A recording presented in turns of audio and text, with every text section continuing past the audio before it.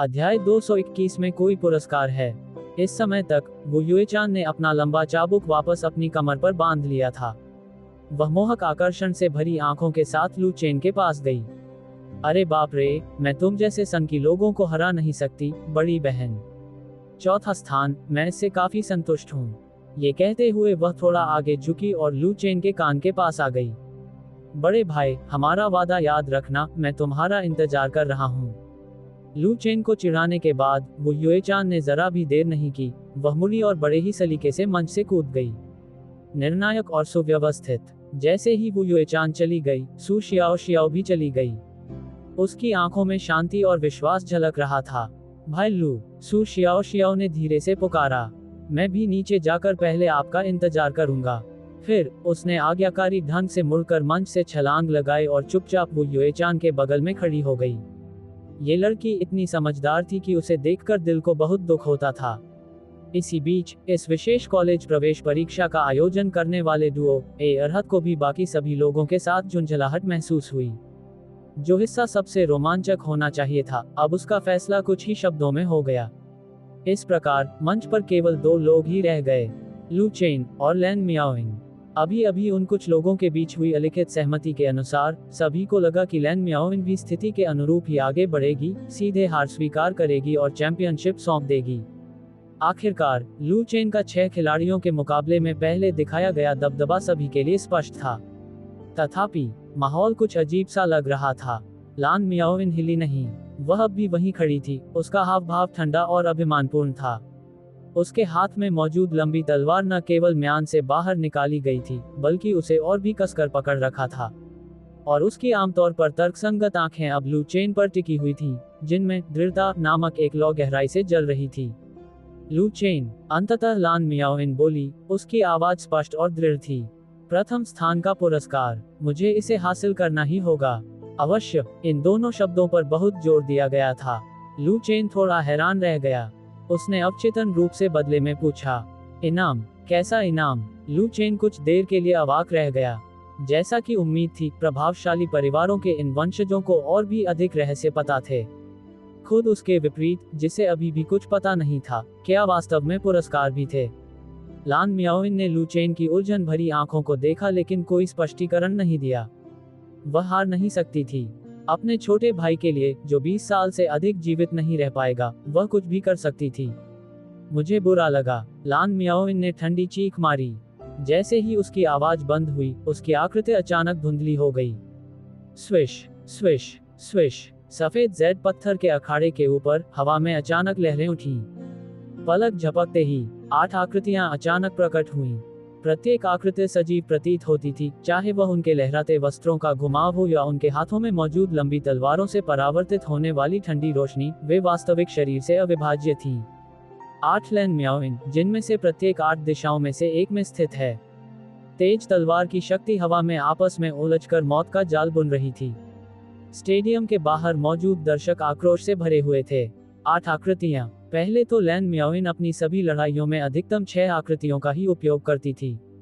मुझे उम्मीद नहीं थी कि यंग मिस लैन अभी भी ऐसी अनोखी प्रतिभा को छिपाए हुए हैं। शीर्ष 10 में जगह बनाने वालों से जैसी उम्मीद थी, उनमें से एक भी साधारण व्यक्ति नहीं है। सवाल सिर्फ इतना है कि क्या लैन मियाओइंग लू चेन की प्रतिद्वंदी होंगी? यह कहना मुश्किल है। आपको क्या लगता है, क्या ये रक्त संघनन क्षेत्र सीधे तौर पर लैन मियाओइंग को शीर्ष स्थान सौंप देगा? ये सचमुच संभव है। आखिरकार प्रतिद्वंदी लैन मियाओइंग जैसी देवी हैं। अगर मैं होता, तो किसी सुंदरी का दिल जीतने के लिए मैं निश्चित रूप से उनके सामने झुक जाता। चारों ओर चर्चाओं की गूंज सुनाई दे रही थी। हालांकि लू चेन ने अपने चारों ओर मौजूद 8 लैन मियाओइंग क्लोनों को भावहीन चेहरे से देखा। क्या उसे जीतने दें? ऐसा कैसे हो सकता है? अगर उसे इनाम के बारे में पता नहीं होता तो बात कुछ और होती। अब जब उसे पता चल गया, तो उसे अफसोस हुआ। अगर स्वर्ग का राजा भी आ जाए, तो भी ये पहला स्थान उसी का होना चाहिए। उन्हें ये सोचने की जरूरत नहीं थी कि शीर्ष स्थान का पुरस्कार बहुत ही कीमती होगा। लू चेन ने आह भरी। उसकी आवाज में बेबसी साफ झलक रही थी। हालांकि मुझे नहीं पता कि आप किस चीज के लिए लड़ रहे हैं, लेकिन चूंकि आप इसके लिए लड़ रहे हैं, तो ये कुछ अच्छा ही होना चाहिए। चूंकि यह कोई अच्छी चीज है, तो ये केवल मेरी ही हो सकती है। उनके शब्द समाप्त होने से पहले ही उसके चारों ओर मौजूद 8 लैन मियाओइंग क्लोन एक साथ हरकत में आ गए। हवा के चीरने की चीख के साथ 8 लंबी तलवारें एक साथ सभी दिशाओं से लू चेन के महत्वपूर्ण अंगों की ओर वार करने लगी। तलवार की रोशनी बारिश की तरह, चेरी के फूल बेतरतीब ढंग से नाच रहे हैं। ये स्ट्राइक बेहद खूबसूरत थी। चारों दिशाओं से हो रहे चकाचौंध भरे हमलों का सामना करते हुए, भले ही लू chain cherry blossom evasion technique के सिद्धांत को जानता था, लेकिन उसका इरादा ये पहचानने का नहीं था कि असली शरीर कौन सा है। निरंकुश सत्ता के सामने इस तरह की दिखावटी तकनीकें महज बच्चों का खेल थीं। फिर भी उसने अपना पैर उठाया और मंच पर कदम रखा। अचानक ही भयानक शक्ति का विस्फोट हुआ और वह तेजी से फैल गई। तलवार की रोशनी कैसी, चेरी के फूल कैसे, और परछाई कैसी। इस क्रूर और दमनकारी शक्ति के सामने वे सब बुलबुले के समान थे। बैंग बैंग बैंग, कई भीषण विस्फोटों की एक श्रृंखला। क्यूई तरंग के संपर्क में आते ही 7 परछाइयां तुरंत चकनाचूर हो गईं। क्लोन की संख्या चाहे कितनी भी हो, वे आखिर क्लोन ही थे। अंत में बचा हुआ एकमात्र शरीर लैन मियाओइंग का असली शरीर था। लान मियाओइंग के काले बाल लहरा रहे थे, लेकिन उसकी आंखों में हठधर्मिता झलक रही थी। चेरी ब्लॉसम इवेजन टेक्निक टूट गई थी, लेकिन उसके पास केवल मूवमेंट मार्शल स्किल्स ही नहीं थी। उसने एक और जगह भी बदली। लू चेन की चाल चलने के बाद के अंतराल में लान मियाओइंग ने ठंडी चीख मारी। क्षणभंगुर सुंदरता। उसके हाथ में मौजूद तलवार से एक अजीब सी आवाज निकली और उस पर दरारें भी पड़ गईं क्योंकि वह उस बल को सहन नहीं कर पाए। जैसे ही उसके हाथ में मौजूद लंबी तलवार चकनाचूर हुई, सारी रोशनी तलवार की नोक पर मौजूद उस एक बिंदु में समा गई और अंततः अविश्वसनीय रूप से तेजी से चांदी की प्रकाश रेखा में परिवर्तित हो गई। इस बार लू चेन के चेहरे पर आखिरकार गंभीरता का एक संकेत दिखाई दिया।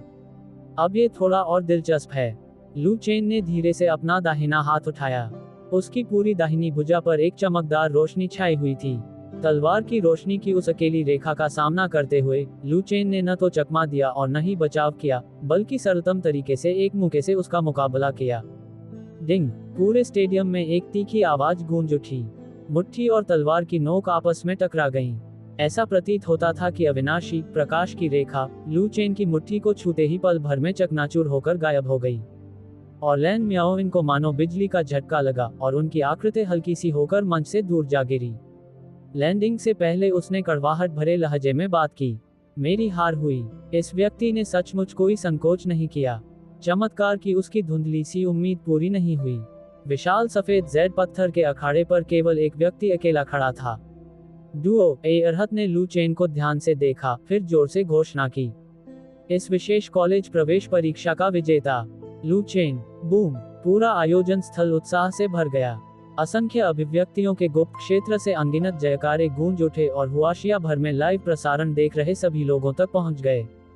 किसने सोचा होगा कि हुआशिया के सबसे प्रतिभाशाली लोगों को एक साथ लाने वाले इस भव्य आयोजन में अंत में हंसने वाला व्यक्ति वास्तव में रक्त संघनन क्षेत्र का साधक होगा।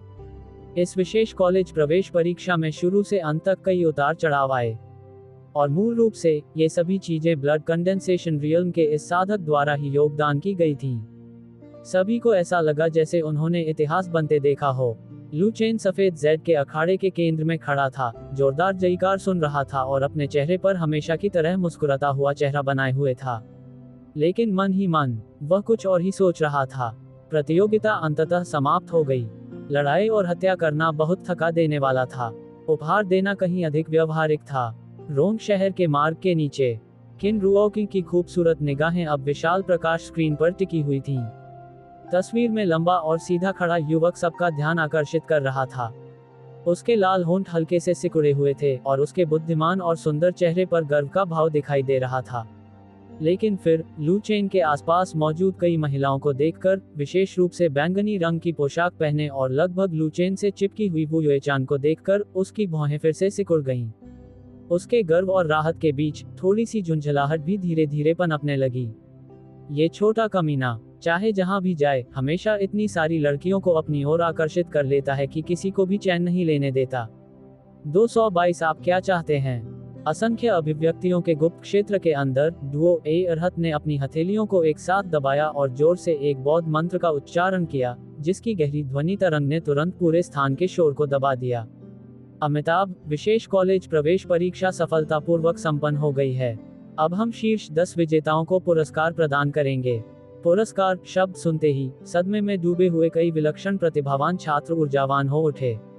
परीक्षा से बाहर हो चुके छात्र भी इस नज़ारे को देखने के लिए अपनी गर्दनें ऊपर उठा रहे थे। डुओ ए अरहत ने जरा भी समय बर्बाद नहीं किया। अपनी बड़ी आस्तीन लहराते हुए उसने 10वें स्थान से शुरुआत की।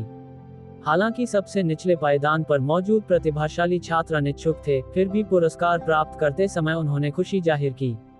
क्योंकि इसका उत्पादन मार्शल आर्ट्स एलायंस द्वारा किया गया था, इसलिए यह एक उत्कृष्ट उत्पाद होने की गारंटी थी। आध्यात्मिक वस्तुएं और औषधीय गोलियां, बाजार में हर वस्तु की अत्यधिक मांग थी। जब छठे स्थान पर रहे वुकियानकुन की बारी आई, तो शाही राजधानी के इस पूर्व नंबर 1 व्यक्ति ने गंभीर भाव से छठे दर्जे की निम्न श्रेणी की भारी तलवार उठाई। उसने उसकी तरफ देखा तक नहीं, सीधे उसे अपने स्टोरेज रिंग में रख दिया। अहंकारी स्वभाव के कारण उसने प्रतियोगिता से पहले चैंपियनशिप जीतने का लक्ष्य रखा था, लेकिन छठे स्थान पर रहने से उसके लिए अपना अहंकार त्यागना असंभव हो गया। उसे ये भी महसूस हुआ कि उसके आसपास के लोगों की निगाहें उसे भेद रही थीं। 5वां स्थान, पूजू। उस युवा भिक्षु को प्रार्थना की माला मिली, जो किसी प्रतिष्ठित भिक्षु द्वारा आशीर्वादित प्रतीत होती थी और उसे ठीक से फिट बैठती थी। 4था स्थान, वू युएचान। दुआ अरहत की आवाज धीमी पड़ गई। उन्हें मार्शल आर्ट्स एलायंस द्वारा पुरस्कार के रूप में किसी भी पृथ्वी रैंक के मध्यम श्रेणी के मार्शल कौशल का चयन करने का अवसर दिया गया। 3रा स्थान, सू शियाओ शियाओ। सू शियाओ शियाओ को एक कदम आगे का पुरस्कार मिला, पृथ्वी श्रेणी के किसी भी उच्च श्रेणी के मार्शल कौशल को चुनने का अवसर। इस लड़की को तो ये भी नहीं पता था कि क्या चुनना है। टोकन मिलने के बाद उसने सबसे पहले इनाम की तरफ नहीं देखा, बल्कि मुड़कर लू चेन की तरफ देखा। लू चेन मुस्कुराए और सिर हिलाकर उसे चाल की तकनीक चुनने का इशारा किया, क्योंकि आक्रमण शक्ति के मामले में सू शियाओ शियाओ किसी से कम नहीं थी। अंततः मुख्य आयोजन का समय आ गया था। 2रा स्थान, लैन मियाओइंग। लान मियाओइंग ने गहरी सांस ली, अपने दिल में उठ रही बेचैनी को जबरदस्ती दबाया और आगे बढ़ी। इस प्रतियोगिता के लिए उसने बहुत कुछ कुर्बान किया था, यहाँ तक कि अपने तुरुप के पत्ते भी सबके सामने रख दिए थे, फिर भी उसे केवल 2रा स्थान ही मिला। उसने वहां एक साफ, क्रिस्टल जैसी जेड की बोतल को चुपचाप खड़े देखा। ये ताई संप्रदाय द्वारा प्रदान किया गया ताई गोल्डन जेड लिक्विड है। इस तरल का सेवन शारीरिक आधार को मजबूत कर सकता है। क्षतिग्रस्त नसों को भी उनकी मूल स्थिति में बहाल किया जा सकता है। शारीरिक साधना करने वाले मार्शल आर्टिस्ट के लिए यह एक सर्वोच्च पवित्र औषधि है। उद्धरण चिन्ह। नीचे बैठे दर्शकों की ओर से तुरंत एक सामूहिक सिसकी की आवाज सुनाई दी। छठे दर्जे का उच्च ग्रेड, और एक ऐसा खजाना जो किसी की बुनियाद को नया आकार दे सकता है। इस स्तर का स्वर्ग और पृथ्वी का खजाना सचमुच अनमोल है और बहुत कम ही देखने को मिलता है। हालांकि लैन मियाओइंग का वह हाथ, जिसने जेड की बोतल पकड़ी थी, थोड़ा कांप रहा था। यह उत्साह नहीं था, ये निराशा थी। ताई गोल्डन जेड लिक्विड वास्तव में एक अच्छी वस्तु थी, लेकिन यह वह चीज नहीं थी जिसकी उसे सबसे ज्यादा जरूरत थी। उसके छोटे भाई लैन जिक्सुआन की 3 यिन निरपेक्ष नसें उसकी जीवन शक्ति में प्राकृतिक कमी का कारण बनी। ये भाग्य था, शारीरिक क्षति नहीं। लान मियाओइंग की आंखों की चमक फीकी पड़ गई। उसने जेड की बोतल को इतनी कसकर पकड़ा कि उसकी उंगलियों के जोड़ सफेद पड़ गए, फिर वह उदास होकर पीछे हट गई। लू चेन एक तरफ खड़ा होकर यह सब देख रहा था। उसने अपनी ठुड्डी पर हाथ फेरा। इस महिला की भावनाएं कुछ ठीक नहीं थीं। उसे चैंपियन का पुरस्कार पाने की इतनी तीव्र इच्छा थी। आखिर चैंपियन का पुरस्कार क्या था? अगला, डुओ ए अरहत की आवाज अचानक ऊंची हो गई और उनके चेहरे पर एक गंभीर भाव आ गया। इस मार्शल आर्ट्स सभा के चैंपियन लू चेन। इस बार उन्होंने गंभीर भाव से अपने वस्त्रों में से एक प्राचीन लकड़ी का बक्सा निकाला। लकड़ी का बक्सा अभी तक खोला नहीं गया था, लेकिन एक ऐसी जीवंतता पूरे स्थान में व्याप्त थी जिसे भंग नहीं किया जा सकता था। महज एक बार सूंघते ही सबको लगा जैसे उनके रोमछिद्र खुल गए हों और सारी थकान गायब हो गई। ये तो स्टैंड में बैठे कई परीक्षार्थियों की आंखें चौड़ी हो गईं।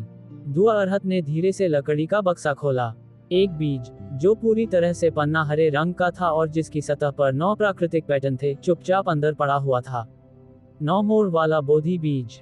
ये बीज एक प्राचीन बोधि वृक्ष से आया है, जो 900 वर्षों तक जीवित रहा है, और इसमें स्वर्ग और पृथ्वी की सबसे शुद्ध जीवन शक्ति समाहित है। इसके सेवन से व्यक्ति की आयु 50 वर्ष तक बढ़ सकती है। इसके अलावा यह अस्थि मज्जा और नसों को शुद्ध कर सकता है, जिससे मार्शल आर्टिस्ट की समझने की क्षमता और संभावना में काफी वृद्धि होती है। पूरा परिसर सन्नाटे में डूब गया। उसके बाद अचानक जोरदार हंगामा मच गया। जीवन काल को 100 वर्ष तक बढ़ाना। एक मार्शल आर्टिस्ट के लिए सबसे कीमती चीज क्या है? साधना, तकनीकें नहीं, हथियार नहीं, ये जीवन है। विशेषकर उन बूढ़े राक्षसों के लिए जिनका जीवन काल समाप्त होने वाला है। यह अब पैसों से मापी जाने वाली कोई अनमोल वस्तु नहीं थी। यह एक नया जीवन था। इतना ही नहीं, बल्कि इससे क्षमता में भी काफी वृद्धि होती है। ये सचमुच एक दिव्य औषधि है। सभी लोग ईर्ष्या से लाल आंखों से लू चेन को देख रहे थे। इस बच्चे की किस्मत तो सचमुच अविश्वसनीय है। क्या बौद्ध संप्रदाय ने वाकई इतनी बड़ी रकम खर्च की? यहाँ तक कि लू चेन खुद भी थोड़ा हैरान रह गया। 9 चरण वाला बोधि बीज। उन्हें इससे पहले सिस्टम के माध्यम से बोधि शांति बीज उपहार स्वरूप प्राप्त हुआ था। ऐसा प्रतीत हुआ कि उस बीज ने 300 वर्षों के बाद फल दिया था। हालांकि वह भी अच्छा था, लेकिन उनके सामने मौजूद 900 वर्ष पुराने इस बीज की तुलना में वह अभी भी निम्न स्तर का था। लू चेन ने लकड़ी का बक्सा उठाया और उसमें उमड़ती हुई जीवंतता को महसूस किया। बहुत बढ़िया, वाकई बहुत बढ़िया। इसके अलावा इसमें संभावनाओं को बढ़ाने की क्षमता भी थी। इसी क्षण जूनियर मार्शल सिस्टर्स का एक समूह उत्साहपूर्वक उसके चारों ओर इकट्ठा हो गया। बड़े भाई, ये तो बहुत ही अद्भुत है। जीवन काल 100 साल तक बढ़ जाता है। बड़े भाई, अगर आप इसे खाएंगे तो क्या आप इतने लंबे समय तक जीवित नहीं रहेंगे कि एक बूढ़े राक्षस बन जाएं? चले जाओ। क्या तुम ठीक से बोल भी नहीं सकते? बड़े भाई की उम्र तो अनंत होगी। लू चेन का सिर इन लड़कियों की बकबक से दुख रहा था, लेकिन उसे ये सब प्यारा लग रहा था। इसका कोई उपाय नहीं था। उसने 5 दिनों से कोई उपहार नहीं दिया था। हालांकि इस समय उपहार के लिए सबसे उपयुक्त उम्मीदवार के बारे में सोचते हुए लू चेन ने अवचेतन रूप से दूर की ओर देखा। वहां लैन मियाओइन बिल्कुल अकेली खड़ी थी। आसपास की हलचल का उससे कोई लेना देना नहीं लग रहा था। उसकी निगाहें लू चेन के हाथ में मौजूद लकड़ी के बक्से पर टिकी हुई थीं, जो पूरी तरह से लालसा से भरी हुई थीं। लू चेन का दिल हिल गया। क्या यह महिला प्रथम स्थान के लिए इतनी जी जान से लड़ रही थी? क्या सिर्फ इसी के लिए? क्या ये किसी नींद से परेशान व्यक्ति को तकिया देने जैसा नहीं था? उच्च प्रतिफल प्राप्त करने के लिए किसी को न केवल वस्तु के मूल्य पर बल्कि प्राप्तकर्ता की आवश्यकता के स्तर पर भी ध्यान देना चाहिए। कढ़ाई में फूल जोड़ने की तुलना बर्फ में कोयला फेंकने से कभी नहीं की जा सकती। और लैन मियाओइन इस समय स्पष्ट रूप से उदास महसूस कर रही थी। अगर वह उसे ये दे देता तो क्या उसे बदले में बहुत बड़ा लाभ नहीं मिलता? लू चेन ने जरा भी संकोच नहीं किया और सीधे उस शांत एकाकी आकृति की ओर चल पड़ा। पूरा स्टेडियम सन्नाटे में डूब गया। हर कोई सोच रहा था कि नियमों का पालन न करने वाला ये चैंपियन आखिर क्या योजना बना रहा है।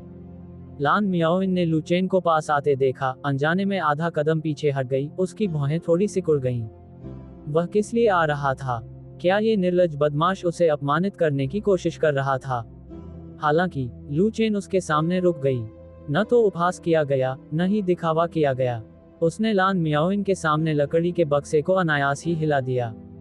क्या आप इसे लेना चाहते हैं? 223 वह किस स्तर पर है? लान मियाओइन ने गहरी सांस ली। उसकी छाती तेजी से ऊपर नीचे हो रही थी। आपकी शर्तें क्या हैं? लू चेन ने अपने सामने खड़ी उस महिला को देखा, जो बर्फ के कमल की तरह शांत थी। फिर भी इस समय उसके चेहरे पर एक दुखद भाव था, मानो वह किसी के भी द्वारा उठाए जाने के लिए तैयार हो। वह मन ही मन अपनी आंखें घुमाने से खुद को रोक नहीं पाया। यह महिला, क्या मैं उस तरह का व्यक्ति हूँ? लू चेन आगे बढ़ा और उनके बीच की दूरी कम कर दी। लान मियाओइन सहज रूप से पीछे हटना चाहती थी, लेकिन उसने खुद को जबरदस्ती रोक लिया। उसका शरीर तनावग्रस्त हो गया।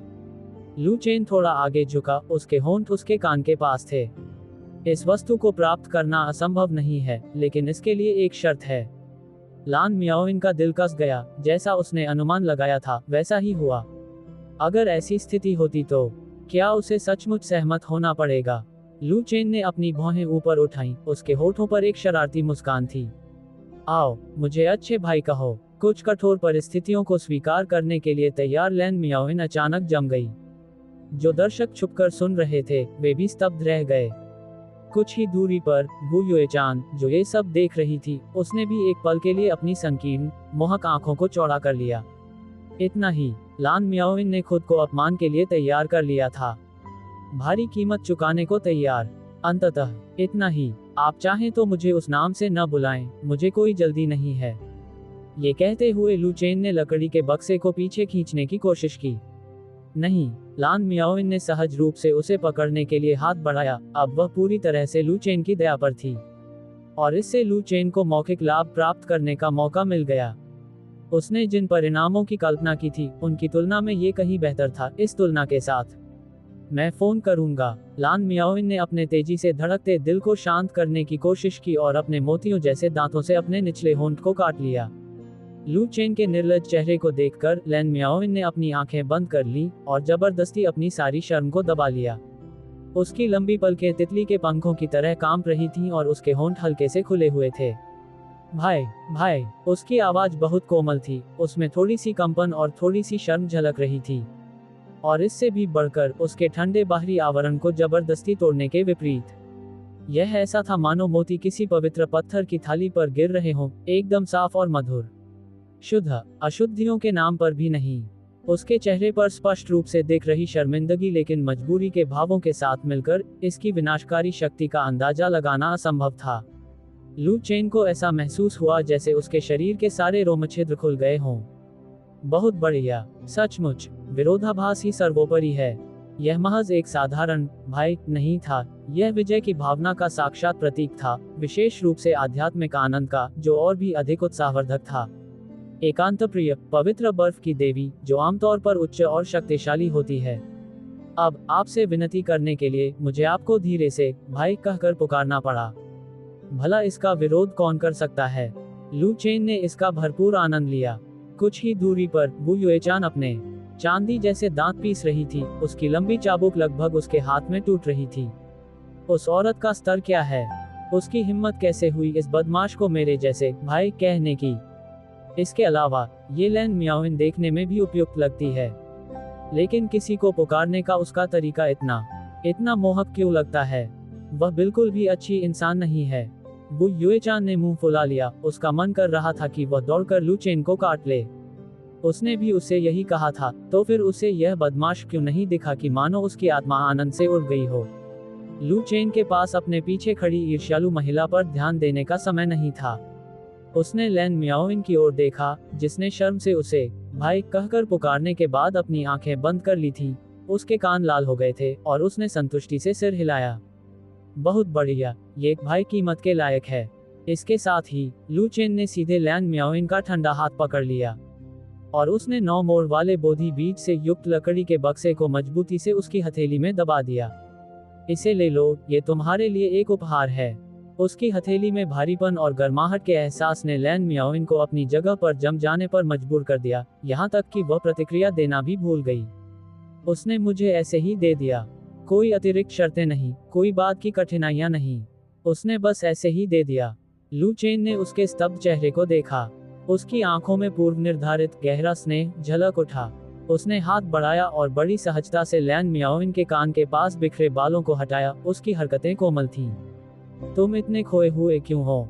मैं समझता हूँ, मेरी तुलना में शायद आपको इसकी ज्यादा जरूरत है। इसके अलावा ये तो बस एक बीज ही है ना? जब तक आप खुश हैं, बस यही मायने रखता है। अगर आप स्वस्थ हैं, तो आज का दिन धूप वाला है, जैसे धूर्त लोगों के कथनों की एक श्रृंखला। जानबूझकर बनाई गई सौम्य आभा के साथ मिलकर इसकी विनाशकारी शक्ति वास्तव में बहुत अधिक थी। समय मानो थमसा गया था। लकड़ी का बक्सा पकड़े हुए लैन मियाओइन की उंगलियों के जोड़ सफेद पड़ गए। उसके मन में अनगिनत भावनाएं उमड़ पड़ीं। तो क्या मैं वाकई उसके लिए इतनी महत्वपूर्ण हूँ? उन्होंने मेरी जरूरत को बहुत पहले ही भांप लिया था और मुझे ये दिव्य वस्तु प्रदान की।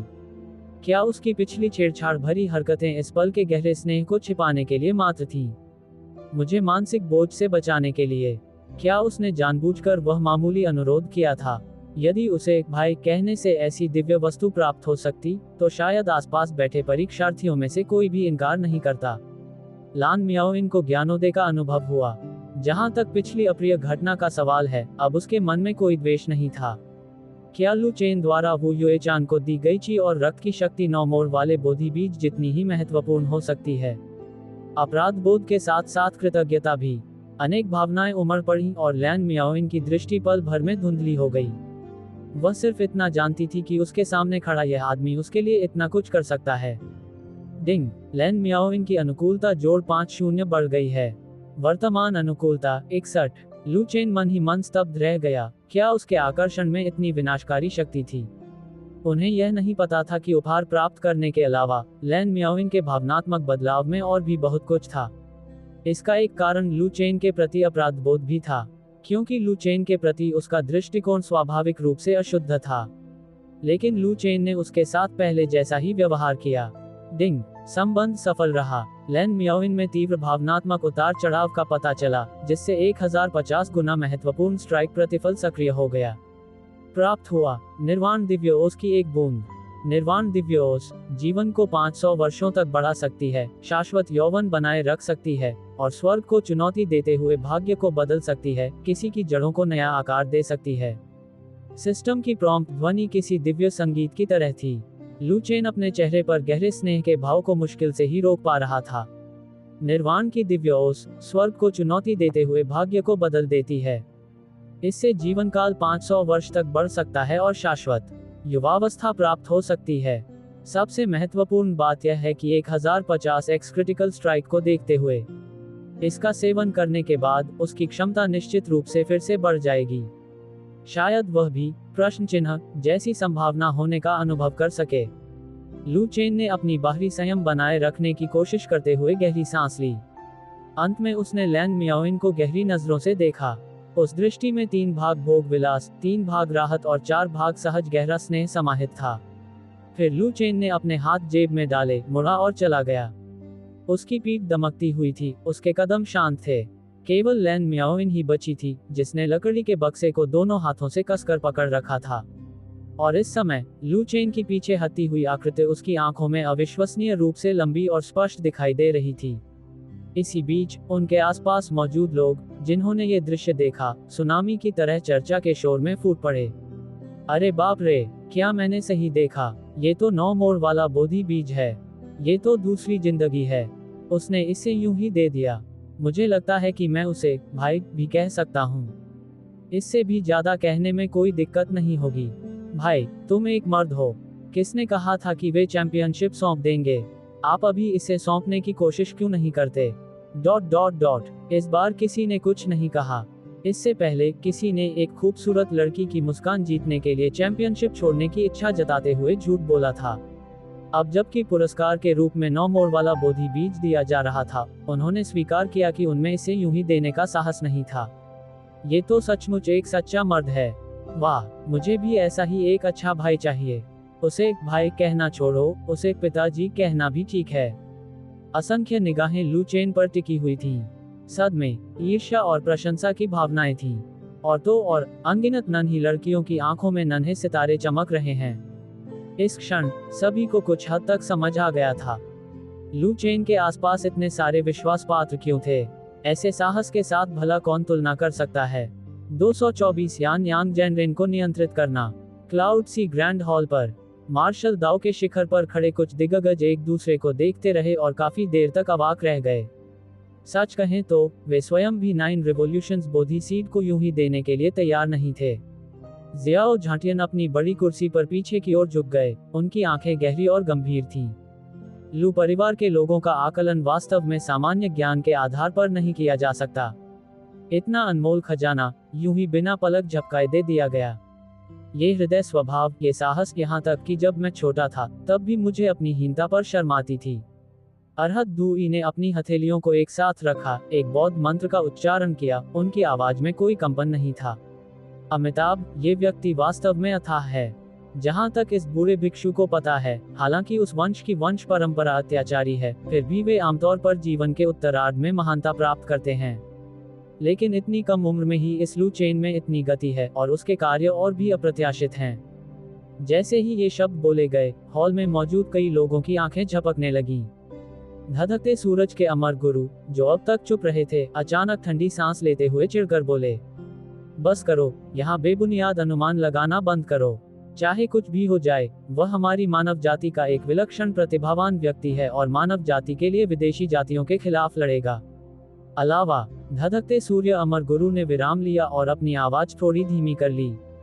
क्या तुम्हें नहीं पता कि इस बच्चे का समर्थन कौन कर रहा है? उस पागल के आसपास रहते हुए, जब तक तुम इस जीवन में कभी भी विदेशी क्षेत्र में प्रवेश नहीं करोगे, तब तक तुम्हारा ही नुकसान होगा। सभी ने तुरंत अपना सिर हिलाया, वे केवल सतर्क थे। अगर उनसे लू चेन के खिलाफ कुछ भी करने को कहा जाता तो वे सचमुच ऐसा करने की हिम्मत नहीं करते। पुरस्कार समारोह समाप्त हो जाने के बावजूद माहौल में गर्माहट नहीं आई। मंच के नीचे मौजूद भीड़ अभी भी रक्त संघनन क्षेत्र के इस अभ्यासी के साहसिक कारनामों का आनंद ले रही थी, और लू चेन को देख रही कई महिला परीक्षार्थियों की निगाहें मानो उसे जिंदा ही निगल जाना चाहती थीं। वे लगातार लू चेन के सामने अपनी खूबियों का प्रदर्शन कर रही थीं। आखिरकार मार्शल दाओ की दुनिया में सुंदर और बलवान पुरुष ही श्रेष्ठ माने जाते हैं। ... और महिलाओं पर संसाधन खर्च करने को तैयार लोगों की संख्या बहुत कम है। बात बस इतनी सी थी कि लू चेन जूनियर सिस्टर्स और कई खूबसूरत लड़कियों से घिरा हुआ था और वे अंदर घुस नहीं पा रहे थे। अरहत दुई ने अपनी हथेलियां आपस में जोड़ लीं। विभिन्न अभिव्यक्तियों का गुप्त क्षेत्र जल्द ही बंद होने वाला है। सभी प्रतिभाशाली बच्चे कृपया वापस लौट आएं। वापस लौटने के बाद अपने हाथों में मौजूद असंख्य अभिव्यक्ति चिन्हों पर भरोसा करते हुए आप अपनी इच्छानुसार किसी भी गुट में शामिल होने के लिए स्वतंत्र रूप से चुन सकते हैं। इसके अलावा आपके हाथों में मौजूद असंख्य अभिव्यक्ति चिन्ह हुआशिया क्षेत्र के भीतर किसी भी गुप्त क्षेत्र में प्रवेश करने का प्रमाण पत्र भी है। अरहत दुई के भाषण समाप्त होते ही, इससे पहले कि भीड़ उस जानकारी को पूरी तरह समझ पाती, सभी को भीषण गर्मी की लहर महसूस हुई। शून्य लोक से एक आकृति बाहर निकली और चुपचाप उतर गई, लेकिन अत्यधिक गर्मी के कारण उसके आसपास की हवा विकृत हो गई थी। उस नवागंतुक के बाल और दाढ़ी सफेद थे और उसका लाल रंग का दाववादी वस्त्र बिना हवा के लहरा रहा था। वह ताई संप्रदाय के ग्रैंड एल्डर ब्लेजिंग सन इमॉर्टल मास्टर के अलावा और कोई नहीं थे। इस वृद्ध व्यक्ति में फिलहाल मार्शल दाओ के एक दिग्गज से अपेक्षित संयमित व्यवहार का कोई निशान नहीं दिख रहा था। उसकी तेज भेदक निगाहें भीड़ में मौजूद थोड़ी कमजोर सी दिखने वाली युवती पर टिक गईं। उसके बगल में बैठी लू चेन के बारे में क्या? उसके साथ पूरी तरह से हवा जैसा व्यवहार किया गया। छोटी लड़की। धधकते सूरज के अमर गुरु की आवाज इतनी गूंज रही थी कि लोगों के कान के पर्दे फट रहे थे। ये बुजुर्ग व्यक्ति ताई संप्रदाय के ग्रैंड एल्डर हैं, जिनका नाम ब्लेजिंग सन है। आज ये बुजुर्ग व्यक्ति आपको अपना एकमात्र निजी शिष्य स्वीकार करना चाहता है। क्या आप तैयार हैं? पूरा परिसर सन्नाटे में डूब गया। इसके तुरंत बाद सब लोग हैरानी से कराह उठे।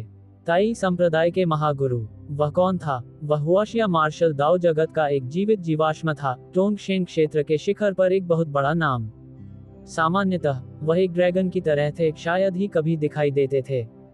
कितने ही प्रतिभाशाली लोग ताई संप्रदाय के पर्वत की तलहटी में घुटने टेककर स्वर्ग में चढ़ने से भी अधिक कठिन काम करते हुए उनसे दर्शन की भीख मांगते रहे होंगे, लेकिन आज क्या वे स्वयं एक शिष्य को स्वीकार करने के लिए आए?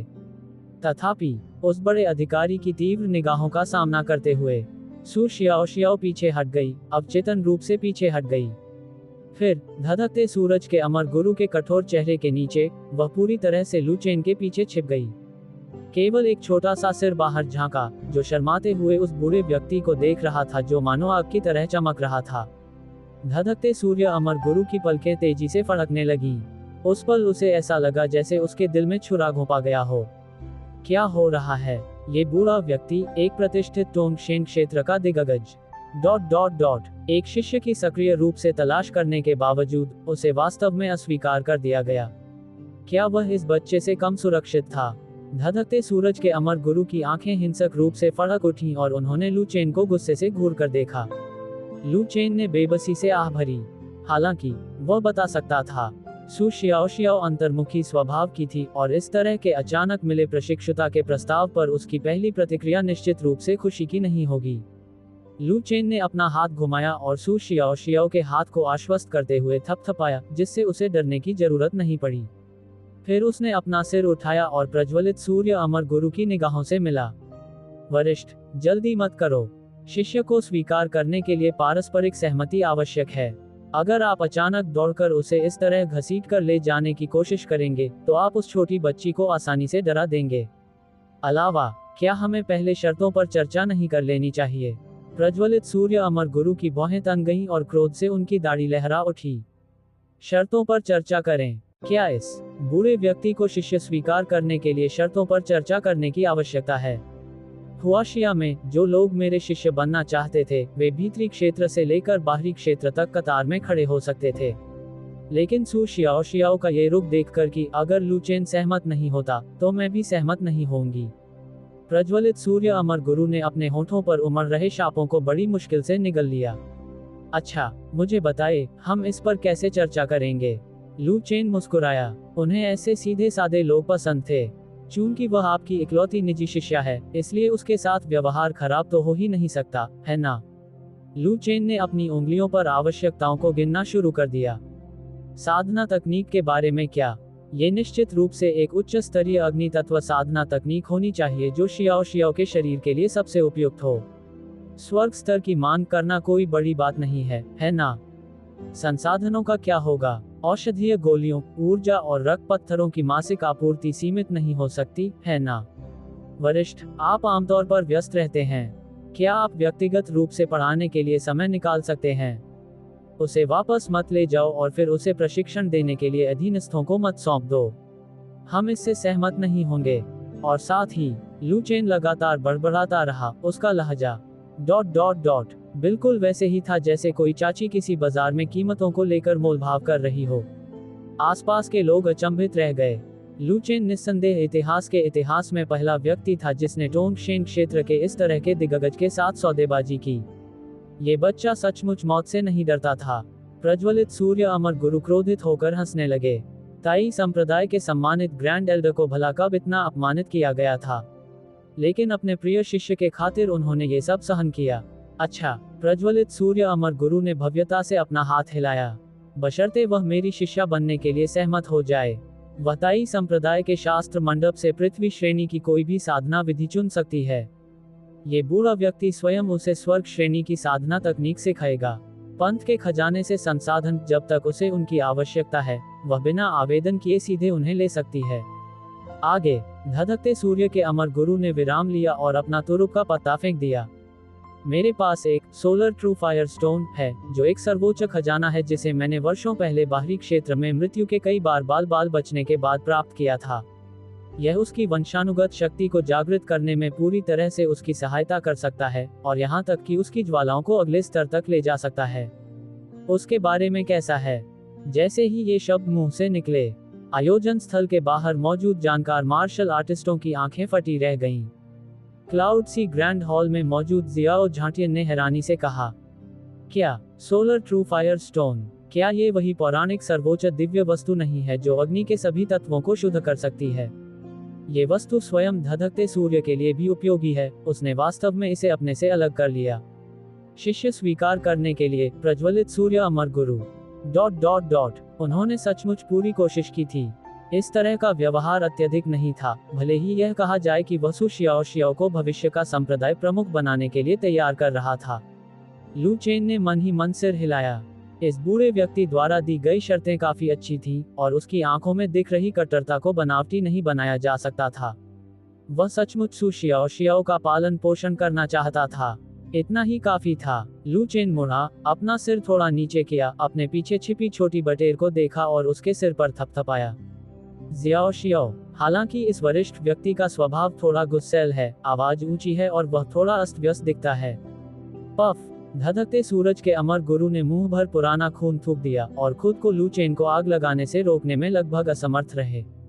लेकिन उसके बाद के शब्दों को सुनकर उसने खुद को जबरदस्ती रोक लिया।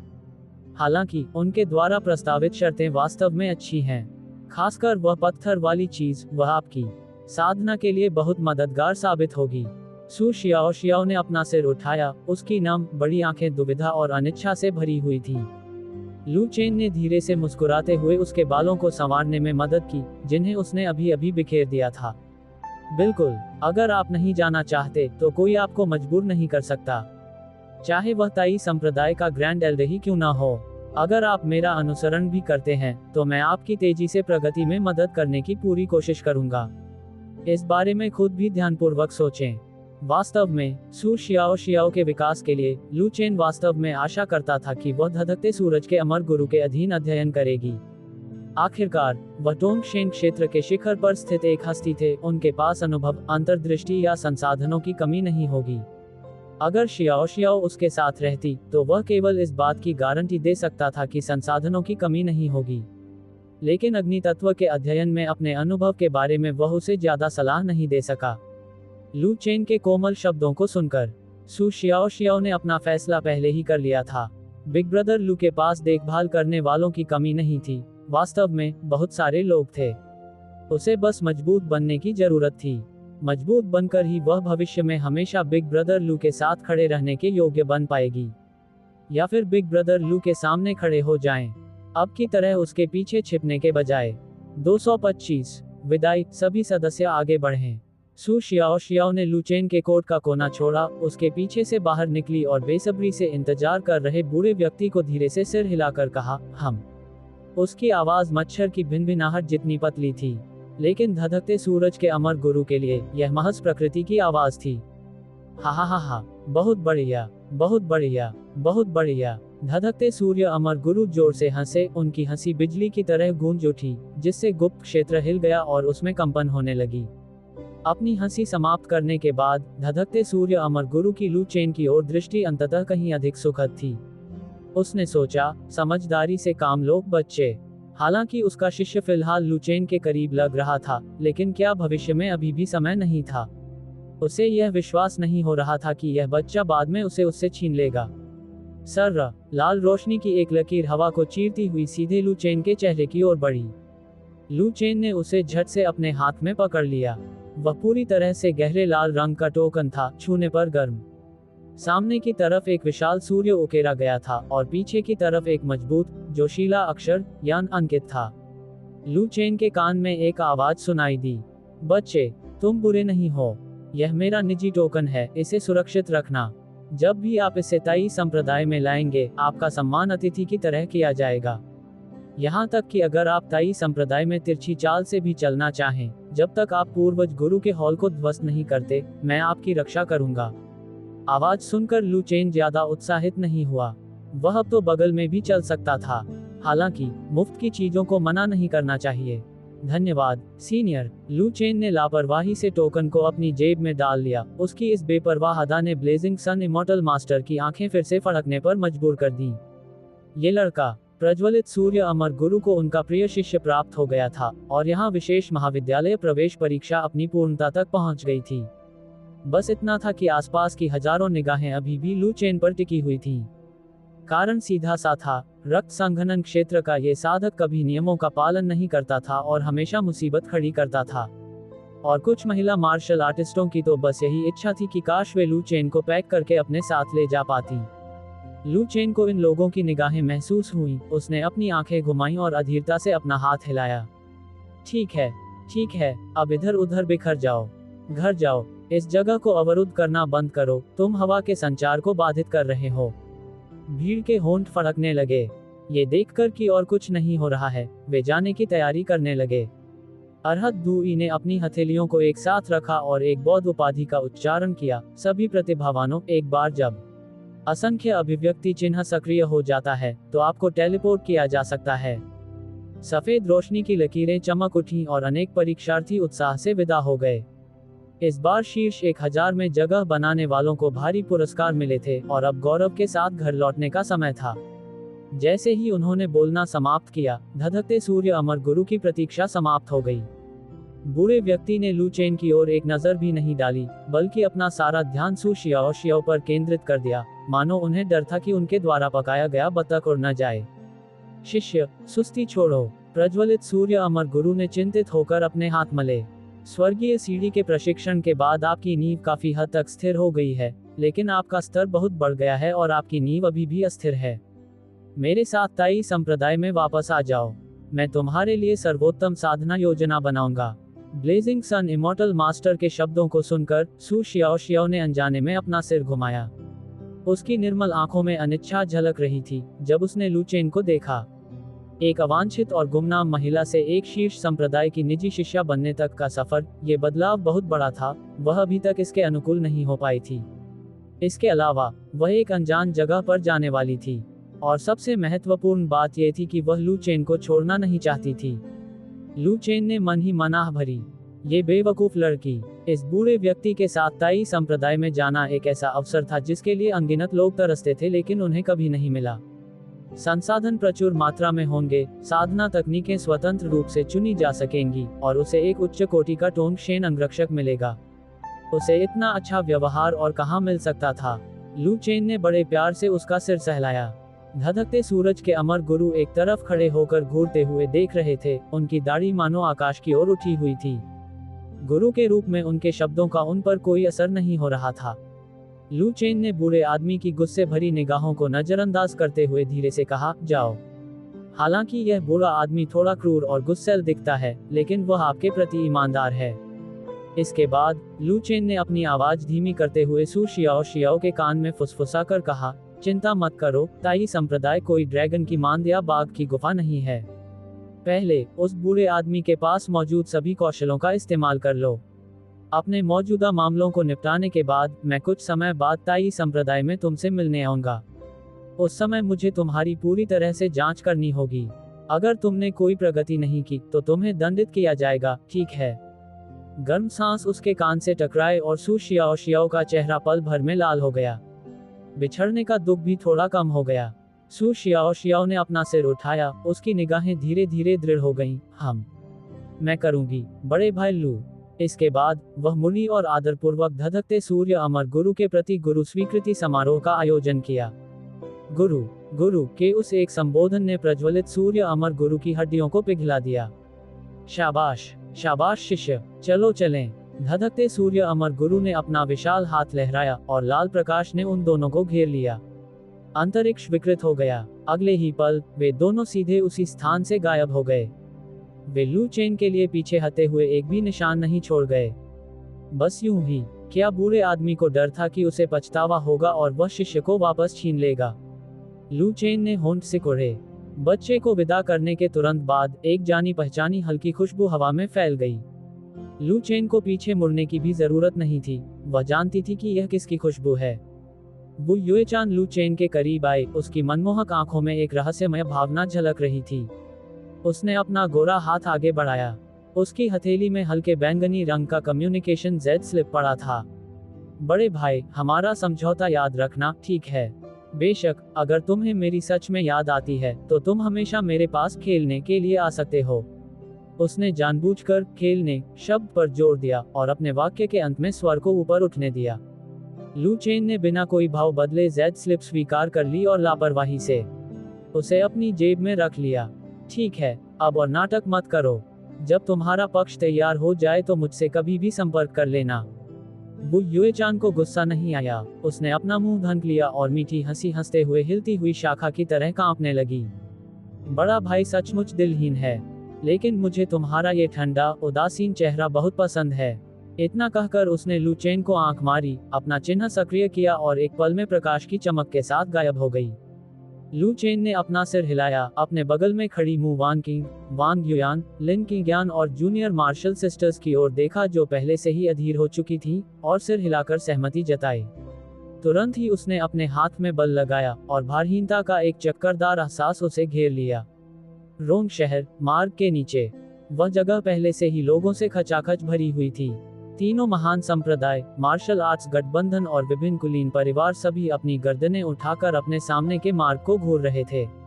सभी को ये स्वीकार करना पड़ा कि दक्षिण पश्चिम बलों की संरचना बदल गई थी। अचानक टेलीपोर्टेशन नरे में तेज रोशनी चमक उठी। स्थानिक उतार चढ़ाव से जोरदार कंपन हुआ। वे बाहर आ रहे हैं, वे बाहर आ रहे हैं। भीड़ तुरंत खुशी से झूम उठी। सबसे पहले बाहर निकलने वाले 10,000 तलवार संप्रदाय के शिष्य थे। गुचांगगे ने अपनी लंबी तलवार अपनी पीठ पर रखी हुई थी। हालांकि उनका व्यवहार असाधारण था, उनके चेहरे पर उदासी झलक रही थी। फुतुओ ज़ेन मठ के फाहाई भी उनके ठीक पीछे थे, जिनके चेहरे पर भी वैसा ही भाव था। इस बार वे शीर्ष 1000 में जगह बनाने में कामयाब रहे और उन्हें शानदार प्रदर्शन करना चाहिए था। लेकिन उस विशेष कॉलेज प्रवेश परीक्षा में, जहां सभी प्रतिभाशाली छात्र एकत्रित हुए थे, वे महज चापलूसों की तरह खड़े थे, बिल्कुल महत्वहीन और महत्वहीन। कुछ ही देर में एक साथ 1 दर्जन से अधिक प्रकाश की लकीरें चमक उठीं। जब आकृतियां प्रकट हुईं, तो पूरा स्थान सन्नाटे में डूब गया। उनका नेतृत्व करने वाला व्यक्ति लंबा और सीधा था, उसके हाथ जेब में थे और उसके चेहरे पर उदासीनता का भाव था। उसके पीछे बैंगनी और लाल रंग के ओरियोल और अबाबील जैसे सुंदर पक्षियों की एक चकाचौंध भरी श्रृंखला थी। लिन किंगयान, वांग युयान, मू वानकिंग। युनशिया संप्रदाय की महिला शिष्याओं का एक समान समूह, जिनमें से प्रत्येक दिखने में उत्कृष्ट और स्वभाव में अद्वितीय है। सबसे महत्वपूर्ण बात यह है कि उनके प्रवेश करने से पहले की तुलना में उनसे निकलने वाली आभा काफी अधिक शक्तिशाली थी। सभी सदस्य आगे बढ़े। 226 जुड़वां बच्चों का जन्म, साझा मार्ग। पूरा चौक एक पल के लिए सन्नाटे में डूब गया। इसके तुरंत बाद एक जोरदार कोलाहल मच गया। क्या ये लू चेन है? मुझे पहले यह एहसास क्यों नहीं हुआ कि वह इतना सुंदर है? क्या ये सभी युनशिया संप्रदाय के शिष्य हैं? मुझे यकीन ही नहीं हो रहा, ये सभी शीर्ष 1000 में शामिल हो गए। ये तो पूरे हुआशिया के शीर्ष 1000 हैं। युनशिया संप्रदाय को किस तरह का सौभाग्य प्राप्त हुआ है। दक्षिण पश्चिमी मार्शल दाओ जगत में अब बड़ा बदलाव आने वाला है। इस दृश्य को देखकर युनशिया संप्रदाय के सभी उच्च पदस्थ अधिकारी उत्साह से कांप रहे थे। शीर्ष 1000 लोगों में 10 से अधिक लोग। इस उपलब्धि ने 10,000 तलवार संप्रदाय और फुतुओ ज़ेन मठ को पूरी तरह से कुचल दिया। अब से युनशिया संप्रदाय दक्षिण पश्चिमी क्षेत्र में फलेगा फूलेगा। भीड़ के एक कोने में एक गोलमटोल आकृति हताशा में आगे बढ़ने की कोशिश कर रही थी। चेन फेयू ने अपनी बाहें लहराईं, उनके चेहरे की चर्बी हिलने लगी और उनका पूरा चेहरा उत्साह से लाल हो गया। भाई चेन कमाल के हैं। उसकी आवाज इतनी तेज थी कि लू चेन ने उसे तुरंत सुन लिया। आवाज का पीछा करते हुए उसने उस छोटे मोटे आदमी को देखा जो देखने में मांस के गोले जैसा लग रहा था। लू चेन के होठों पर हल्की सी मुस्कान आ गई और उसने हाथ हिलाकर जवाब दिया। वह इस समय युनशिया संप्रदाय के शिविर में था, जिसके कारण भीड़ में जाना उसके लिए असुविधाजनक था। फिर भी चेन फेयू बेहद रोमांचित और उत्साहित थी। भाई चेन दिन ब दिन और भी मजबूत होता जा रहा है और शियाओ ने भी एक प्रसिद्ध गुरु का दर्जा प्राप्त कर लिया है और उनका खुद का भविष्य भी बेहतर था। ये सचमुच बहुत बढ़िया था। इस समय युनशिया संप्रदाय का शिविर स्वतः ही अलग होकर एक रास्ता बनाने लगा। किन रुओकिंग ने दूधिया सफेद रंग की पोशाक पहनी हुई थी जो उनके सुडौल और आकर्षक शरीर की बनावट को उभार रही थी। उसके लंबे बाल ऊपर की ओर पिन से बंधे हुए थे, जिससे उसकी पतली गोरी गर्दन दिखाई दे रही थी और उसके चेहरे पर एक उच्च पदस्थ व्यक्ति का अनूठा अधिकार झलक रहा था, जो लू चेन को ध्यान से देख रही थी। इससे लू चेन को अचानक भय का एहसास हुआ, मानो उसका गुरु थोड़ा नखरे दिखा रहा हो। हालांकि किन रुओकिंग ने पहले से ही खूब खरी खोटी सुनाने की तैयारी कर रखी थी। वह उसे आकाश और पृथ्वी की विशालता को न जानने और खुद को खतरे में डालने के लिए डांटना चाहती थी। भगवान ही जानता था कि लाइव प्रसारण बाहर से देखते समय वह कितनी चिंतित रही होगी, विशेषकर जब उसने लू चेन के शरीर को स्वर्गीय सीढ़ी पर टुकड़े टुकड़े होते देखा तो उसका दिल लगभग चकनाचूर हो गया। लेकिन अब अपने शिष्य को ठीक अपने सामने खड़ा देखकर वह उसे डांटने की हिम्मत नहीं कर पाए। जैसे ही ये सारे आरोप उसके होठों तक पहुंचे, वे एक असहाय आह में बदल गए। उसने तो प्रथम स्थान भी जीत लिया, वह और क्या कह सकती थी। किन रुओकिंग ने लू चेन की ओर देखा और अंततः उसकी आंखों में संतुष्टि के भाव भर गए। चेन, तुमने अच्छा प्रदर्शन किया। लू चेन मुस्कुराया। बेशक, आपको ये देखना चाहिए कि इस शिष्य को किसने प्रशिक्षित किया है। किन रुओकिंग ने उसे एक ऐसी नजर से देखा जो गुस्से से भरी थी, लेकिन उसमें एक अलग ही आकर्षण था। उसकी यह शिष्या हमेशा ही स्थिति का फायदा उठाना पसंद करती थी। बेशर्मी करना बंद करो, वापस आने पर मैं तुमसे निपट लूंगा।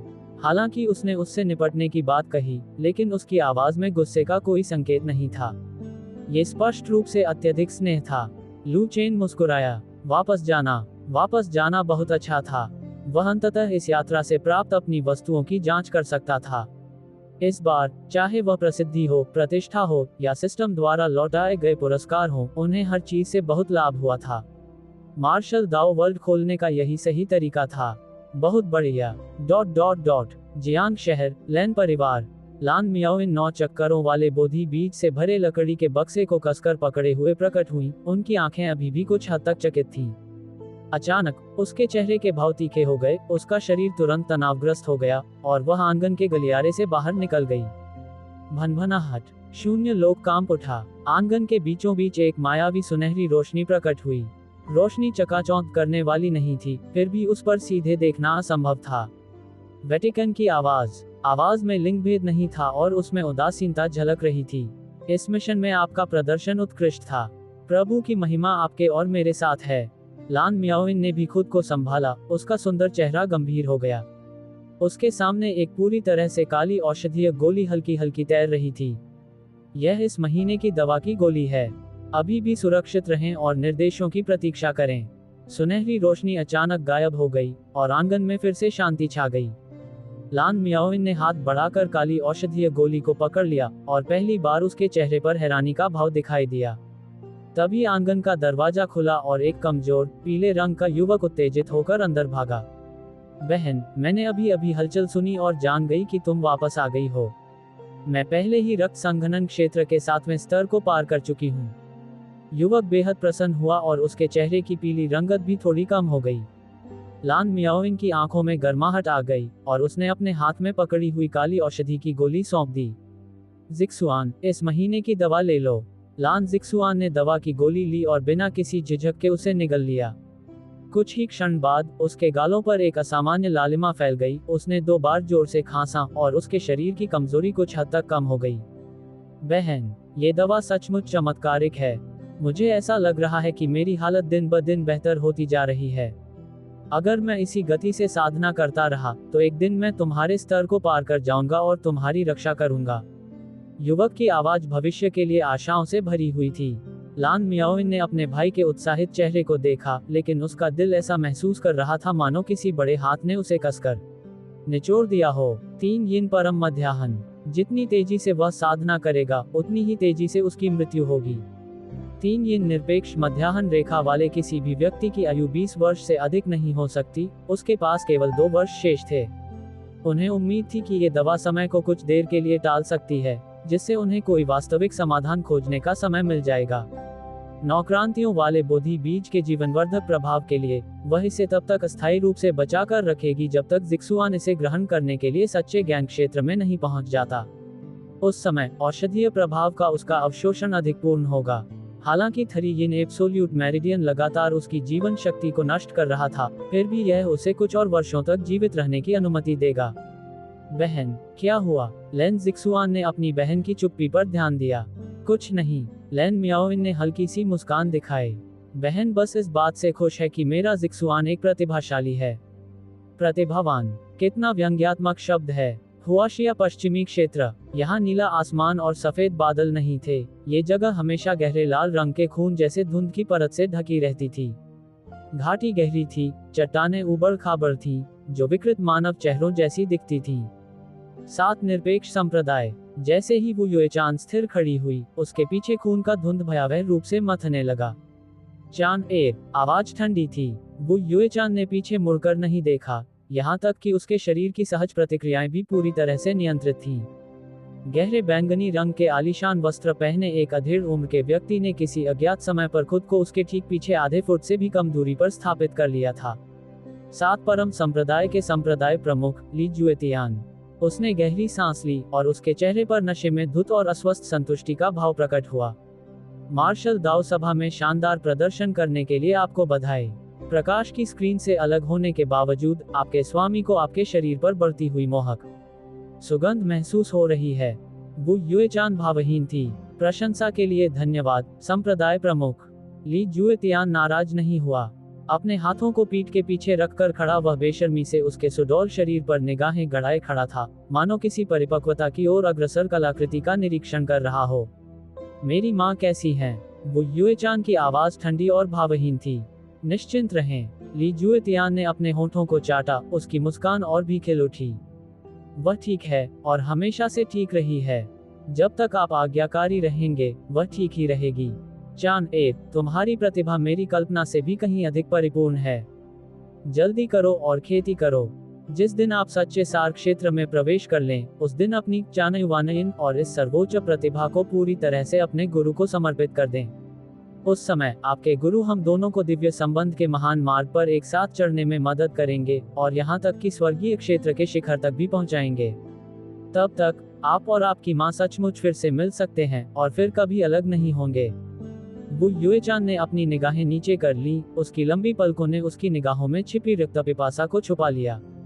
मैं समझता हूँ, मैं इसे विकसित करने के लिए कड़ी मेहनत करूंगा। ली जुएतियान ने संतुष्टि से सिर हिलाया और धीरे धीरे उसका शरीर रक्त के धुंध में विलीन हो गया। अभी जाओ, अपने स्वामी को ज्यादा देर तक इंतजार मत कराओ। वो युएचान स्थिर खड़ी थी, लेकिन चमत्कार करने वाली वह शख्सियत उसके मन में बसी हुई थी। छोटे बदमाश, मुझे निराश करने की हिम्मत मत करना। 227 मेरे सम्मान का एक छोटा सा प्रतीक। रोम सिटी, यूनक्सिया संप्रदाय। बाहर की उथल पुथल भरी दुनिया की तुलना में लू चेन पिछले 2 दिनों से एक अमर व्यक्ति की तरह जी रहा था। वह कभी कभी अपनी छोटी बहनों को चिढ़ाता था और उन्हें साधना में मार्गदर्शन करता था। और हाँ, सिस्टम के शानदार पुरस्कारों को भी गिन लें। उसने महान 1000 अमृत पिया। महज 4 बूंदों ने उसे सच्चे ज्ञान जगत के पहले स्तर तक पहुंचने में सक्षम बना दिया। निर्वाण दिव्य ओस को भी परिष्कृत किया गया। जीवन काल में वृद्धि गहन और अगोचर थी। हालांकि उसकी जीवन शक्ति और शारीरिक बनावट पूरी तरह से चिकनी हो गई, मानो वह किसी तांग भिक्षु की त्वचा जैसी हो। इसी वजह से जब जूनियर सिस्टर्स के पास करने को कुछ नहीं होता था, तो वे उसके आसपास इकट्ठा होना पसंद करती थीं।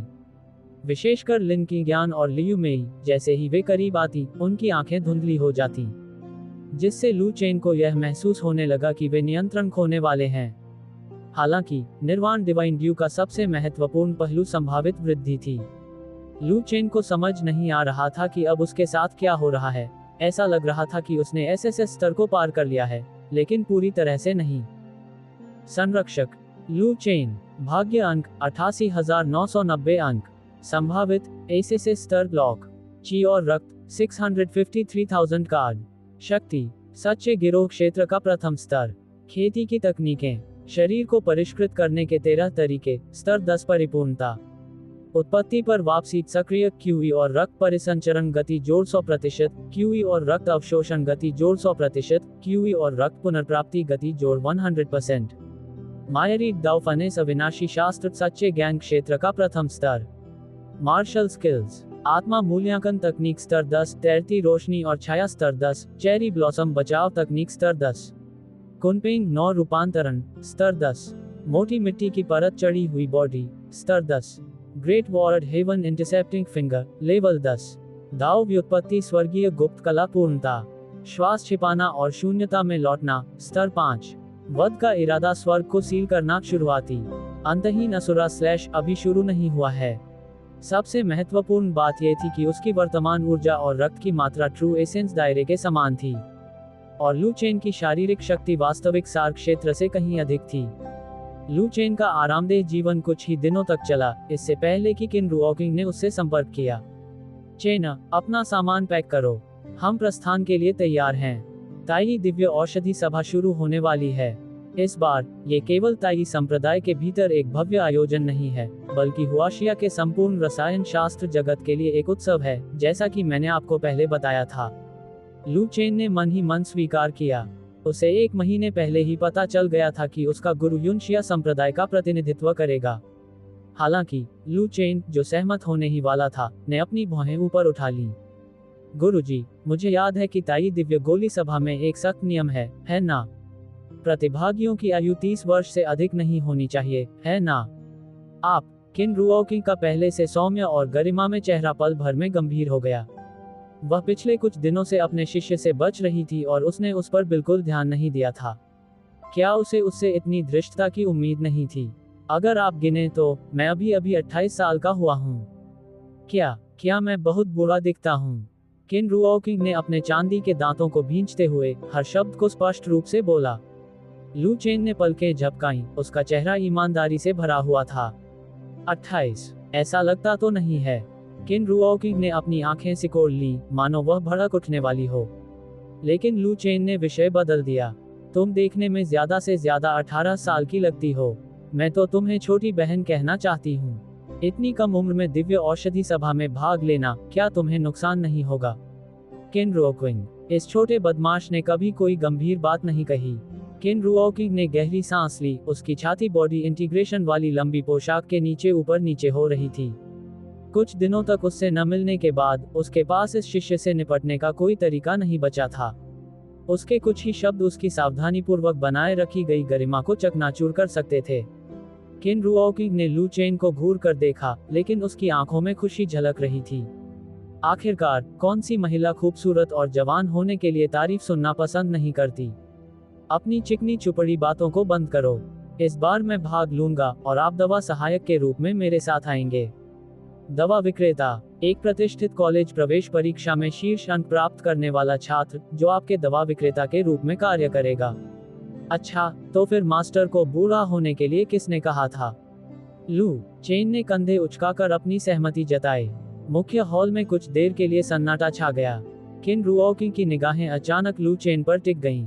सच्चे ज्ञान क्षेत्र का पहला स्तर। कितने दिन हो गए जब उसने उसे शिष्य बनाया, तब वह केवल शरीर को मजबूत करने की अवस्था में था। पलक झपकते ही वह पहले ही 2 प्रमुख क्षेत्र सफलताओं को पूरा कर चुका था। क्या सचमुच यही परम दाव का मार्ग था? किन रुओकी के दिल में जो सदमा लगा वह केवल क्षणिक था। आखिरकार वह उसका शिष्य था, उसके लिए कुछ भी संभव था। लेकिन जल्द ही उसकी आंखों में उदासी की एक झलक दिखाई दी, क्योंकि उसने एक बार लू चेन से वादा किया था कि जब वह ट्रू गैंग दायरे में प्रवेश कर लेगा तो वह उसे ताई संप्रदाय में भेजने के लिए संपर्क ढूंढेगी। अब तो संपर्क खोजने की बिल्कुल भी जरूरत नहीं थी। विशेष कॉलेज प्रवेश परीक्षा में शीर्ष अंक प्राप्त करने वाले लू चेन किसी भी बल में शामिल हो सकते थे। बात बस इतनी सी थी कि ताई संप्रदाय की इस यात्रा के बाद उनके मिलने के अवसर धीरे धीरे कम होते जा सकते हैं। लू चेन ने पीछे मुड़कर देखा और संयोगवश उसे अपने गुरु की जटिल निगाहें दिखाई दी। ये कुछ अपने बेडरूम में बैठी एक नाराज महिला की तरह क्यों दिख रहा था? फुफकारना, यह विचार बहुत खतरनाक था। गुरुजी, क्या हुआ? लू चेन को अपने सामने हाथ हिलाते देख किन रुओकी ने नाखुशी से उसका हाथ झटक दिया। अगर और कोई चारा नहीं है तो हम अभी चले जाएंगे। लू चेन ने तुरंत अपना हाथ उठाया। गुरुजी, मुझे आपसे कुछ महत्वपूर्ण बात करनी है। मुझे ऐसा लग रहा है कि तुम पिछले कुछ दिनों से मुझसे बच रहे हो, जिसकी वजह से यह शिष्य साधना पर ध्यान केंद्रित नहीं कर पा रहा है। इस बार गुरुजी के साथ रहना आसान नहीं है। इस शिष्य ने पिछली बार की तरह ही जाने से पहले आपके लिए मेरी ओर से विशेष रूप से एक छोटा सा उपहार तैयार किया है। आपको ये बहुत पसंद आएगा, है ना? किन रुओकी तुरंत वास्तविकता में लौट आए। उसने जल्दी से अपनी भावनाओं पर काबू पाया और अपने सामान्य गरिमापूर्ण व्यवहार को बहाल कर लिया। पिछली बार आपने वही कपड़ा पहना था। क्या वह एक उचित वस्त्र था? इसे पहनने के बाद उसने शीशे में देखने की हिम्मत तक नहीं की। किन रुओकी की आंखों में थोड़ी ठंडक आ गई, जबकि लू चेन ने बड़ी कुशलता से एक सुंदर बैंगनी क्रिस्टल बॉक्स निकाल लिया था। गुरुजी, क्या आप इसे खोलकर देखना चाहेंगे? लू चेन ने अपनी बड़ी बड़ी आंखें झपकाईं। उसका चेहरा माता पिता के प्रति श्रद्धा और मासूमियत से भरा हुआ था। किन रुओकी एक पल के लिए हिचकिचाई, फिर उसने हाथ बढ़ाकर उसे ले लिया। क्लिक, लकड़ी का बक्सा खुल गया। उसकी आंखों के सामने तुरंत एक झिलमिलाती रंगीन रोशनी दिखाई दी। ये टिड्डे के पंख जितना पतला जालीदार कपड़ा था, पूरी तरह से सफेद, फिर भी सूरज की रोशनी में तारों की तरह झिलमिलाता हुआ। ये सामग्री उच्च कोटि की थी और इससे आध्यात्मिक ऊर्जा का प्रवाह हो रहा था। इसे भी उच्च गुणवत्ता वाली सामग्रियों से बुना गया था।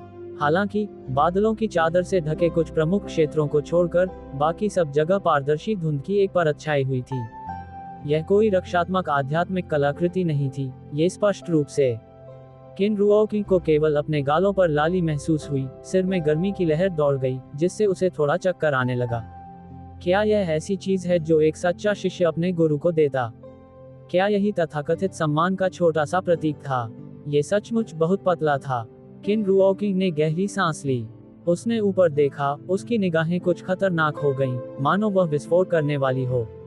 लेकिन उसने अपने शिष्य की आंखों को निर्मल और उज्ज्वल देखा, जो पुत्रवत भक्ति और मासूमियत से परिपूर्ण थी।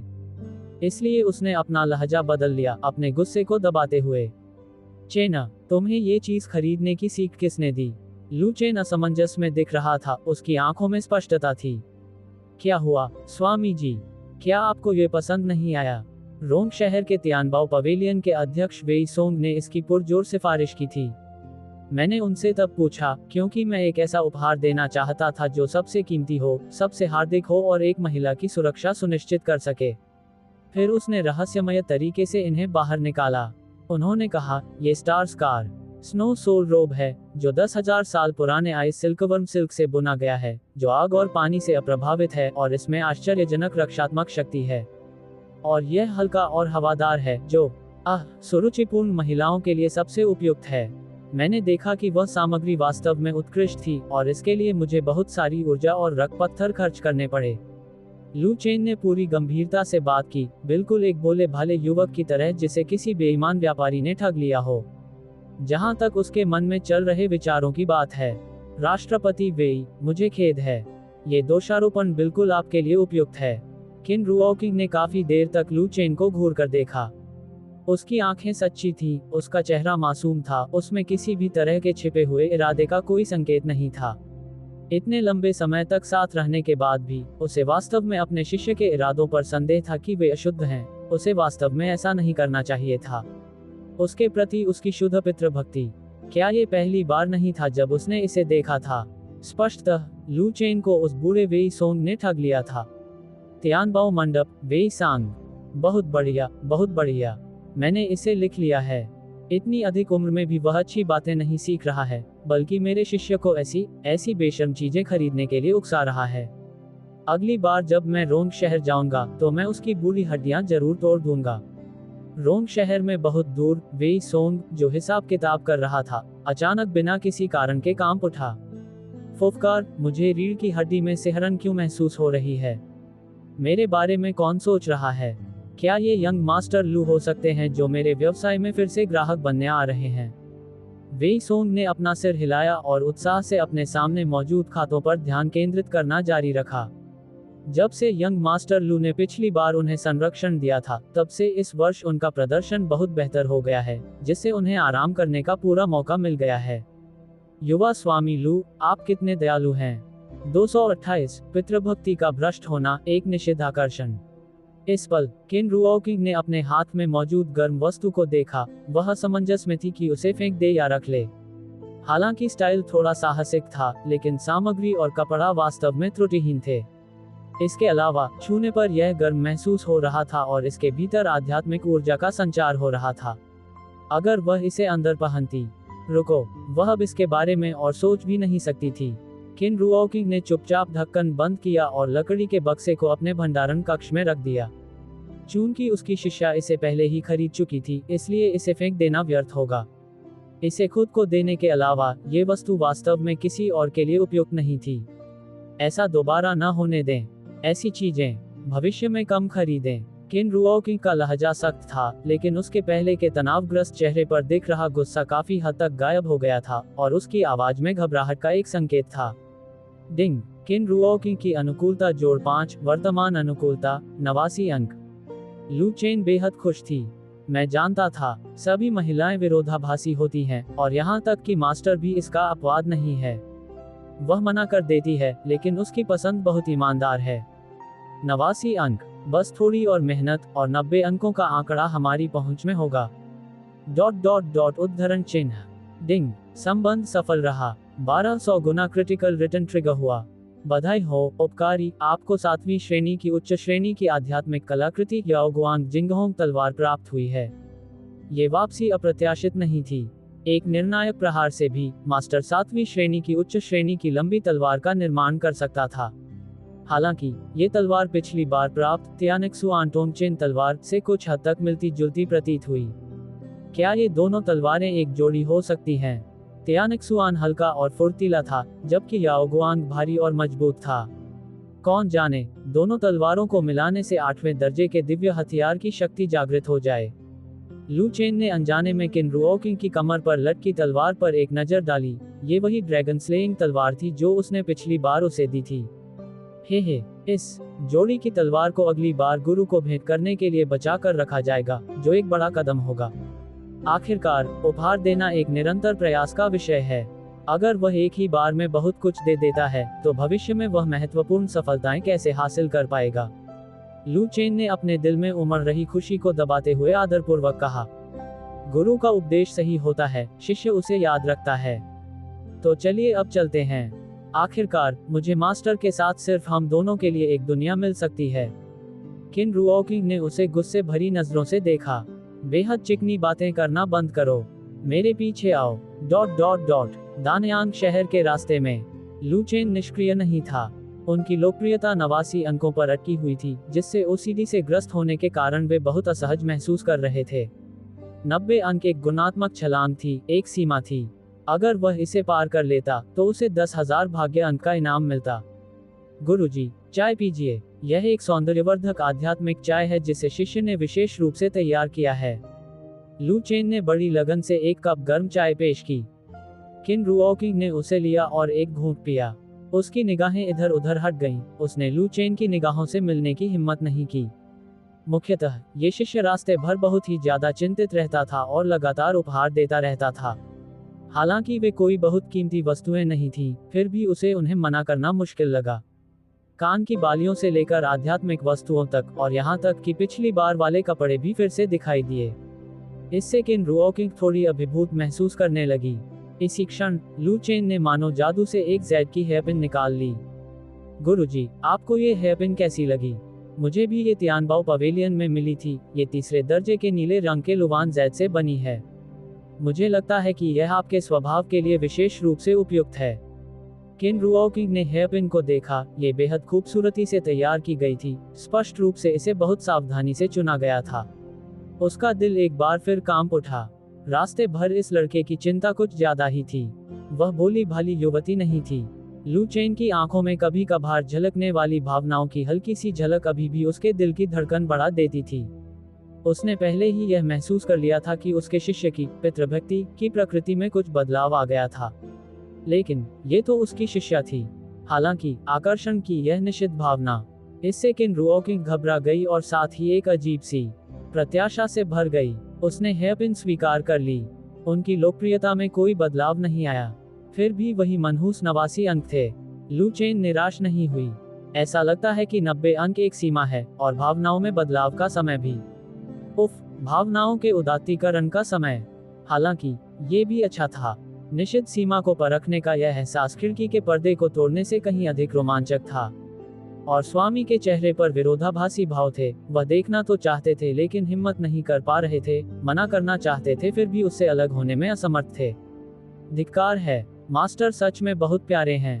कुछ दिनों बाद दानयांग शहर, ताई संप्रदाय के प्रमुख बाहरी शहर के रूप में, ये शहर हमेशा औषधियों की समृद्ध सुगंध से भरा रहता था। सड़कें चौड़ी थीं और दोनों किनारों पर दुकानें थीं, जिनमें से 10 में से 9 बैनर रसायन शास्त्र से संबंधित थे। राहगीरों के बीच अपने वस्त्रों में लिपटे रसायन शास्त्री सर्वव्यापी रूप से दिखाई दे रहे थे। कभी कभी कुछ उच्च स्तरीय कीमियागरों को भी देखा जा सकता था, जिनके सीने पर ज्वाला के चिन्ह कढ़ाई किए हुए होते थे। वे अपनी नाक ऊपर उठाए हुए घमंडी दिखते थे। गुरुजी, ये ताई दिव्य औषधि संयोजन वास्तव में बहुत बड़े पैमाने पर है। लू चेन किन रुओकिंग के पीछे पीछे चल रहा था। गोलियों के शहर को दिलचस्पी से निहारते हुए उसने लापरवाही से एक फेरी वाले को दूर भगा दिया जो उसे ग्रेट स्ट्रेंथ पिल्स बेचने की कोशिश कर रहा था।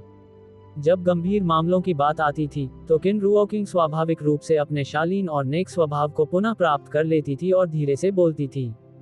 3 साल में एक बार आयोजित होने वाला भव्य आयोजन स्वाभाविक रूप से असाधारण होता है। न केवल रसायन शास्त्री बल्कि विभिन्न शक्तियां भी लोगों को गोलियां खोजने, समारोह का अवलोकन करने और यहां तक कि प्रतिभाओं की भर्ती करने के लिए भेजेंगी।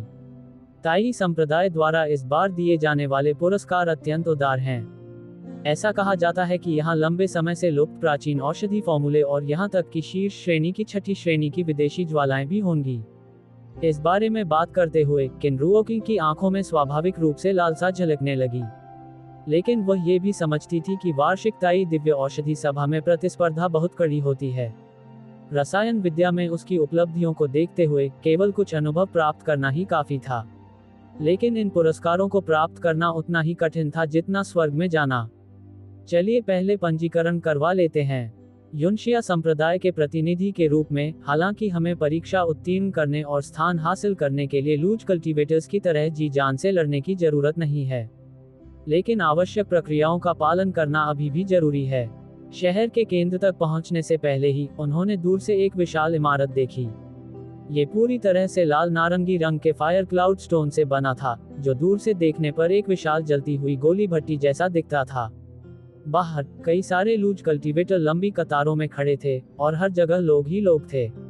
इस विशाल औषधि भट्टी में आकर वहीं पर ताई दिव्य औषधि सभा की प्रतियोगिता आयोजित की जानी थी। कई लोग इस दिव्य औषधि सभा में जीत के प्रबल दावेदारों पर गर्मागर्म बहस कर रहे थे। इस दिव्य औषधि समूह में सोने की मात्रा अत्यंत अधिक है। मैंने सुना है कि बौद्ध संप्रदाय के याओ रांजी भी आ चुके हैं।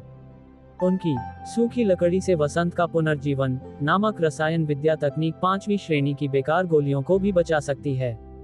यद्यपि याओरांजी शक्तिशाली है, फिर भी ये ताई संप्रदाय का गढ़ है।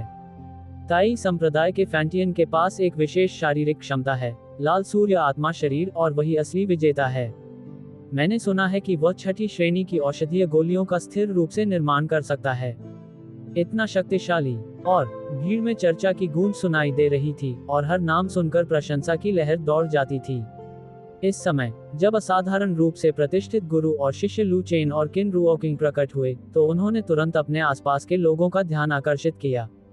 क्या वह लू चेन नहीं है? कौन? विशेष कॉलेज प्रवेश परीक्षा में टॉप करने वाला। ये वही हैं। उनकी ताकत शब्दों से परे है। मैंने पिछली बार लाइव प्रसारण देखा था और मैं भी उनसे बहुत प्रभावित हुआ था। लेकिन क्या वह कीमियागरी भी समझता है? भीड़ में अफरा तफरी मच गई। हुआशिया में अब लू चेन का नाम सर्वविदित हो चुका था। प्राचीन काल से ही साहित्य में कोई प्रथम नहीं रहा है और मार्शल आर्ट में कोई द्वितीय नहीं रहा है। वहां उपस्थित सभी लोग अपने अपने क्षेत्रों के सर्वश्रेष्ठ रसायन शास्त्री थे।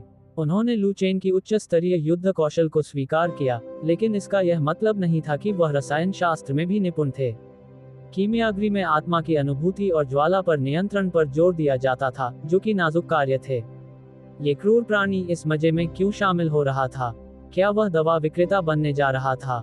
ये तो बहुत अपमानजनक होगा। लू चेन को जवाब देने की कोई जरूरत नहीं लगी। अपनी खूबसूरत मालकिन की दवाइयां परोसने वाला सेवक होना उसके लिए बहुत बड़ा लाभ था। तभी अचानक एक व्यंग्यात्मक आवाज सुनाई दी। अरे, क्या यह मार्शल दाओ जगत की कॉलेज प्रवेश परीक्षा का शीर्ष अंक प्राप्त करने वाला लू चेन नहीं है? 229। कीमिया सभा, दिखावे पर जीना। लू चेन थोड़ी देर रुकी और ऊपर की ओर देखा। ताई संप्रदाय के वस्त्र पहने 2 लोगों ने उसका रास्ता रोक दिया। उस नेता की आंखें भयावह थीं। वह स्टीवर्ड ली था, जो ताई संप्रदाय का बाहरी संप्रदाय स्टीवर्ड था और जिसे पहले यूनशिया संप्रदाय में बदनामी झेलनी पड़ी थी। स्टीवर्ड ली के बगल में डैन चेन खड़ा था, जिसने अपनी नाक अपनी आंखों से भी ऊपर उठा रखी थी। ऐसा लग रहा था कि वह पिछली बार मिली मार को इतनी जल्दी भूल गया था। अब जब वह दानयांग शहर में था, तो स्टीवर्ड ली का आत्मविश्वास लौट आया। उसने किन रुओकिंग को स्नेह भरी निगाहों से देखा। रुओकिंग, तुम यहाँ हो? मैं भी आज खाली हूँ। क्यों न मैं तुम्हें आसपास की जगहों की सैर कराऊं? हम रसायन शास्त्र के बारे में कुछ जानकारी भी साझा कर सकते हैं। किन रुओकिंग ने भौहें चढ़ाईं। पिछली बार से ही स्टीवर्ड ली के बारे में उसकी राय अच्छी नहीं थी।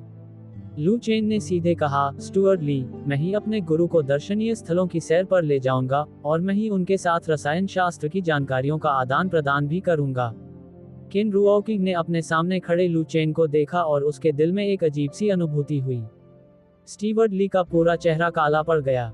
अपने गुरु के चेहरे के भाव देखकर डैन चेन ने उपहासपूर्ण मुस्कान दी। मार्शल दाओ सभा का चैंपियन ताई डिवाइन पिल सभा में क्या कर रहा है? ये प्रतियोगिता बुद्धि और सटीकता पर आधारित है, न कि ऐसी किसी चीज पर जिसे आप जैसे जाहिल समझ सकें। आसपास की निगाहें उन पर आकर टिक गईं। ये देखकर डैन चेन और भी उत्साहित हो गया। उसने एक फोल्डिंग पंखा निकाला और गर्व से अपना सिर हिलाया। कीमियागरी प्रतिभा, आत्मबोध और अग्नि नियंत्रण तकनीक पर केंद्रित है। इनमें से कोई भी चीज अनुपस्थित नहीं होनी चाहिए। इस दिव्य औषधि सभा में मेरे गुरु आपको बताएंगे कि एक सच्चा कीमियागरी प्रतिभा क्या होती है और एक अपूरणीय अंतर कैसा दिखता है। बोलने के बाद उन्होंने अपने हाथ पीठ पीछे बांध लिए। उनके इस हाव भाव को देखकर आसपास मौजूद कई रसायन शास्त्री मन ही मन सहमति में सिर हिलाने लगे। इस अचानक और लंबे भाषण का सामना करते हुए लू चेन ने केवल शांत भाव से डैन चेन की ओर देखा। फिर उसने सिर्फ एक शब्द कहा, ओह। बोलने के बाद वह किन रुओकिंग की ओर मुड़ा। गुरुजी, चलिए उस तरफ चलते हैं। यहाँ बहुत सारी मक्खियाँ भिनभिना रही हैं और इससे माहौल खराब हो रहा है। डैन चेन के चेहरे पर विजयी मुस्कान जम गई। नजरअंदाज किए जाने से ज्यादा दुखद कुछ नहीं होता। उसने उच्च स्तरीय शब्दावली से भरा पेट और लू चेन को अपमानित करने के लिए तैयार की गई स्क्रिप्ट की एक श्रृंखला तैयार कर रखी थी। वह लू चेन से बहस करना चाहता था, लेकिन दूसरे पक्ष ने उसकी बात में जरा भी दिलचस्पी नहीं दिखाई। लू चेन की आंखों में जो भाव थे, वे किसी मूर्ख को देखने जैसे थे। तुम असभ्य आम आदमी। डैन चेन का चेहरा गुस्से से लाल हो गया। अपनी ऊर्जा खर्च करने के लिए कोई जगह न होने के कारण उसने अंततः खुद को आंतरिक चोटें पहुंचा लीं। वह बस फूट पड़ने ही वाला था। एक तरफ सरकाना, एक ठंडी आवाज गूंजी, मानो टूटे हुए जैद से मोती बिखर रहे हों। भीड़ अचानक अपने आप हट गई और घूंघट ओढ़े एक महिला प्रकट हुई, जो किसी पेंटिंग से निकली हुई लग रही थी। उसका स्वभाव ग्वानगहान परी की तरह शांत और एकांतप्रिय था और उसके पूरे शरीर से एक पवित्र आभा निकल रही थी। हालांकि उनका पूरा रूप दिखाई नहीं दे रहा था, लेकिन उनकी झरने के पानी जैसी आंखों ने पल भर में पहले से शोरगुल मचा रही भीड़ को शांत कर दिया। ये लैन मियाओइन थी। उस खूबसूरत लड़की के अचानक प्रकट होने से डैन चेन की आंखें चौड़ी हो गईं और उसका तय करने वाला पंखा लगभग जमीन पर गिर गया। वह बेहद खूबसूरत थी। ये स्वभाव, ये परिपूर्ण और पवित्र स्वभाव, उसने सपने में भी ऐसा नहीं सोचा था। डैन चेन ने अनजाने में अपनी पीठ सीधी कर ली। वह ताई संप्रदाय के एक प्रतिभाशाली शिष्य का व्यवहार प्रदर्शित करना चाहता था और उसकी निगाहें लैन मियाओइन पर टिकी हुई थीं। हालांकि लैन मियाओइन सीधे लू चेन के पास चली गई। उसकी बर्फीली आंखों से बर्फ पिघल गई और एक अत्यंत सूक्ष्म लेकिन सच्ची कोमलता प्रकट हुई। लू चेन, मुझे पता था कि तुम भी आओगे। स्पष्ट आवाज और आनंदमय लहजा। इस दृश्य को देखकर आसपास मौजूद अनगिनत पुरुषों के दिल तुरंत टूट गए। पिछली बार उन्होंने लैन मियाओइन को एक लाइट स्क्रीन पर विशेष कॉलेज प्रवेश परीक्षा के दौरान देखा था, जो उन्हें व्यक्तिगत रूप से देखने की तुलना में कहीं कम प्रभावशाली था। जहां तक डैन चेन की बात है, उसे ऐसा महसूस हुआ जैसे किसी ने उसकी छाती पर बेरहमी से हथौड़ा मारा हो। फिर से लू चेन आ गया।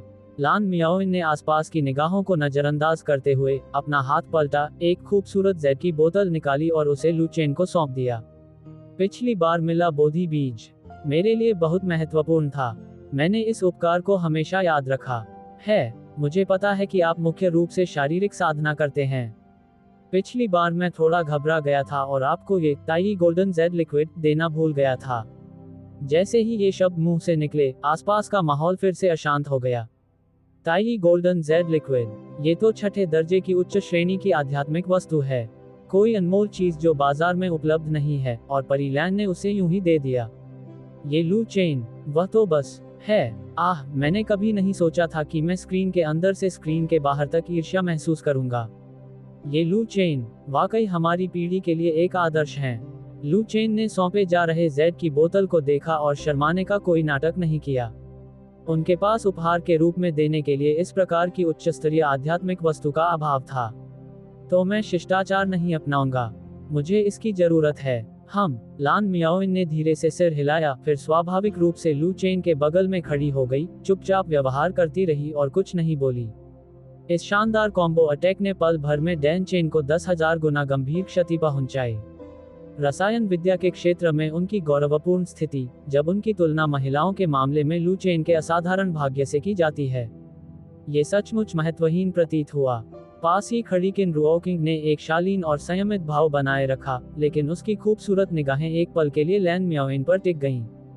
ये लड़की सिर्फ लेना ही नहीं जानती, हालांकि किसी अज्ञात कारण से अपनी शिष्या को एक और खूबसूरत महिला के साथ खड़ा देखकर उसे कुछ हद तक नाराजगी महसूस हुई।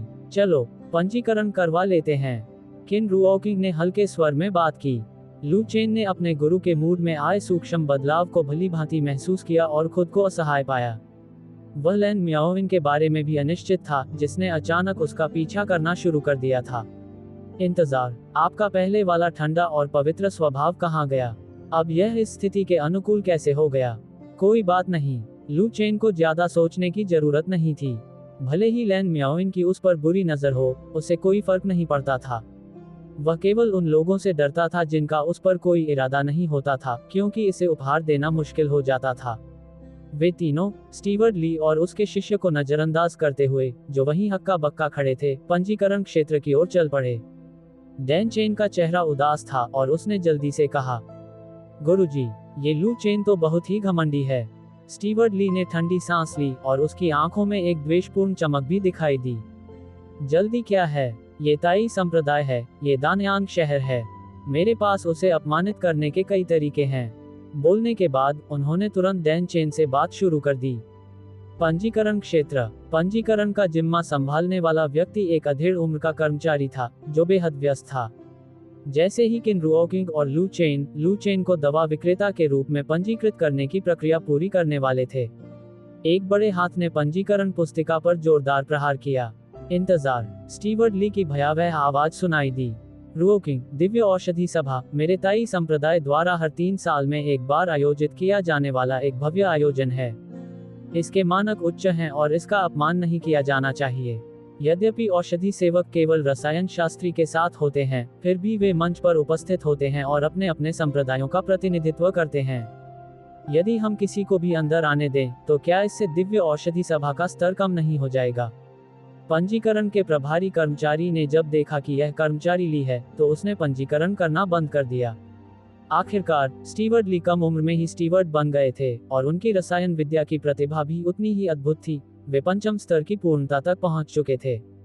उनका भविष्य असीमित था। स्टीवर्ड ली ने दृढ़ स्वर में बोलना जारी रखा, यद्यपि इस व्यक्ति के पास कुछ असाधारण मार्शल दाव शक्ति है, लेकिन मैंने कभी नहीं सुना कि वह रसायन शास्त्र के बारे में कुछ जानता हो। दिव्य औषधि सभा की अखंडता सुनिश्चित करने के लिए उस पर एक बुनियादी रसायन शास्त्र दाव परीक्षण किया जाना चाहिए। अगर उसे बुनियादी औषध विज्ञान की भी समझ नहीं है, तो वह प्रवेश के योग्य नहीं होगा, यहाँ तक कि एक दवा विक्रेता के रूप में भी नहीं। ये स्पष्ट रूप से दोष ढूंढने का प्रयास था। सरल शब्दों में कहें तो एक पिल अटेंडेंट एक सहायक होता है जो विविध कार्यों के साथ साथ कुछ हर्बल सामग्री तैयार करने और अन्य सहायक कार्यों को संभालता है। पिछले वर्षों में इस तरह की कोई कीमियागरी दाव परीक्षा नहीं होती थी, और चाहे कोई औषधि सहायक को साथ लाए या न लाए, इससे कोई खास फर्क नहीं पड़ता था। अधिकांश कीमियागर अपने शिष्यों को केवल उनके ज्ञान के विस्तार के लिए लाते थे। बेशक ये कहना गलत नहीं होगा कि स्टीवर्ड ली ने जो कहा वह पूरी तरह से गलत था। स्टीवर्ड ली को बोलते देख किसी और ने हस्तक्षेप नहीं किया, वे बस तमाशा देखते रहे। पास ही में डैन चेन खुशी से झूम रहा था। बिल्कुल सही, लू चेन। चूंकि तुम दवा विक्रेता बनना चाहते हो, तो क्यों ना हमें दिखाओ कि तुम क्या कर सकते हो। अगर तुम सभी जड़ी बूटियों को पहचान भी नहीं सकते, तो तुम्हारा यहाँ आना शर्मनाक होगा। किन रुओकिंग के चेहरे के भाव और भी ठंडे होते गए। स्टीवर्ड ली, अपनी किस्मत को ज्यादा मत आजमाओ। लेकिन स्टीवर्ड ली निडर थे। रुओकिंग, यही नियम है। क्या यूनशिया संप्रदाय दिव्य औषधि सभा के नियमों को तोड़ने में अग्रणी भूमिका निभाने का इरादा रखता है? तुरंत ही एक बड़ा आरोप लगाया गया। माहौल तुरंत तनावपूर्ण हो गया। लू चेन ने किन रुओकिंग के कंधे पर थपथपाते हुए उसे चिंता न करने का संकेत दिया। उसने स्टीवर्ड ली के खलनायक की सफलता वाले चेहरे को देखा। उन्हें सचमुच इन लोगों के साथ औषध विज्ञान के ज्ञान पर बहस करने में अपनी ऊर्जा बर्बाद करने की कोई परवाह नहीं थी। छठे स्तर की पूर्णता कीमिया तकनीक और दिव्य गोली मास्टर के मूल सारांश से युक्त। अगर उसे सचमुच परीक्षा देनी ही पड़ी, तो वह शायद इस बुरे आदमी को डराकर मार ही डालेगा। लेकिन दिखावा करने का तो सवाल ही नहीं उठता था। उनके प्रतिद्वंदी अभी तक योग्य नहीं थे। चूंकि यह ताई संप्रदाय का क्षेत्र था, इसलिए उन्हें ताई संप्रदाय के तरीकों का उपयोग करके इसका समाधान करना चाहिए। 230 सपनों में सब कुछ। लू चेन के चेहरे पर कोई भाव नहीं था। परीक्षण, उसकी कोई आवश्यकता नहीं है। जैसे ही उसने बोलना समाप्त किया, एक तेज धमाके की आवाज हुई। लू चेन ने लापरवाही से पंजीकरण डेस्क पर एक टोकन फेंक दिया, जो पूरी तरह से गहरे लाल रंग का था और उस पर ज्वालाओं के पैटर्न उकेरे गए थे। टोकन के डेस्क से टकराने पर एक धीमी सी आवाज आई। लू चेन ने अचंभित पंजीकरण कर्मचारी की ओर सीधे देखा और उदासीनता से पूछा, क्या आप इसे प्रोसेस कर सकते हैं? बुजुर्ग पंजीकरण कर्मचारी टोकन को घूर रहा था। उसका शरीर ऐसे कांप रहा था मानो उसे बिजली का झटका लगा हो। फिर वह खड़ा हो गया। इस टोकन की आभा झुलसा देने वाली और हिंसक थी, मानो आकाश से एक विशाल सूर्य नीचे उतर रहा हो। यह महान गुरु अमर स्वामी प्रज्वलित सूर्य का पहचान चिन्ह था। स्टुअर्ट ली का पहले से ही भयावह और आत्मसंतुष्ट चेहरा उस क्षण पीला पड़ गया जब उसने स्पष्ट रूप से टोकन देखा। डैन चेन, जो एक चुटकुला सुनने का इंतजार कर रहा था, अब उसका मुंह खुला का खुला रह गया था। आसपास सन्नाटा छा गया। इस टोकन को देखकर हर कोई भयभीत हो गया था। आखिर इस बच्चे के पास ग्रैंड एल्डर का टोकन कैसे आ गया? लू चेन ने अपनी उंगली से लकड़ी की मेज पर हल्के से थपथपाया। क्या ग्रैंड एल्डर का टोकन? क्या वह प्रभावी है? लू चेन ने अपना सिर थोड़ा झुकाया और लगभग घुटनों के बल बैठे पंजीकरण कर्मचारी को आधी मुस्कान के साथ देखा। इस पर कार्रवाई करो, तुरंत, अभी इसी वक्त। पंजीकरण कर्मचारी अचानक वास्तविकता में लौट आया। उसके माथे से ठंडा पसीना बह रहा था और वह कलम ढूंढने के लिए हाथ पैर मार रहा था। वह इतना घबराया हुआ था कि वह कलम को स्थिर रखने में भी लगभग असमर्थ था। एल्डकिन, काम हो गया है, कृपया अंदर आइए। लू चेन ने टोकन को एक तरफ रख दिया और बिना रुके स्टीवर्ड ली और उसके प्रशिक्षु के पास से गुजर गया। इस बार उन दोनों ने एक भी कठोर शब्द बोलने की हिम्मत नहीं की। किन रुओकिंग ने अपनी शिष्या के अभिमानी और दबंग फिर भी बेहद संतोषजनक व्यवहार को देखा और अनजाने में उसके होठों पर हल्की सी मुस्कान आ गई। इस आदमी में अपनी धौंस जमाने की गजब की कला थी, लेकिन ये वाकई संतोषजनक था। ताई संप्रदाय का सबसे महत्वपूर्ण क्षेत्र होने के नाते दानयांग शहर के भीतरी हिस्से में कड़ी निगरानी रखी जाती थी। यहाँ तक कि उड़कर आने वाली मक्खी का भी लिंग निर्धारण किया जाएगा। लेकिन इमॉर्टल मास्टर ब्लेजिंग सन के टोकन के सामने इनमें से कोई भी समस्या नहीं थी। लान मियाओइन के पास मूल रूप से प्रवेश करने के अपने स्वयं के रास्ते थे, लेकिन लू चेन के हाथ में टोकन होने के कारण किसी ने भी उसकी पहचान पर सवाल नहीं उठाया और वे बिना किसी बाधा के आगे बढ़ गए।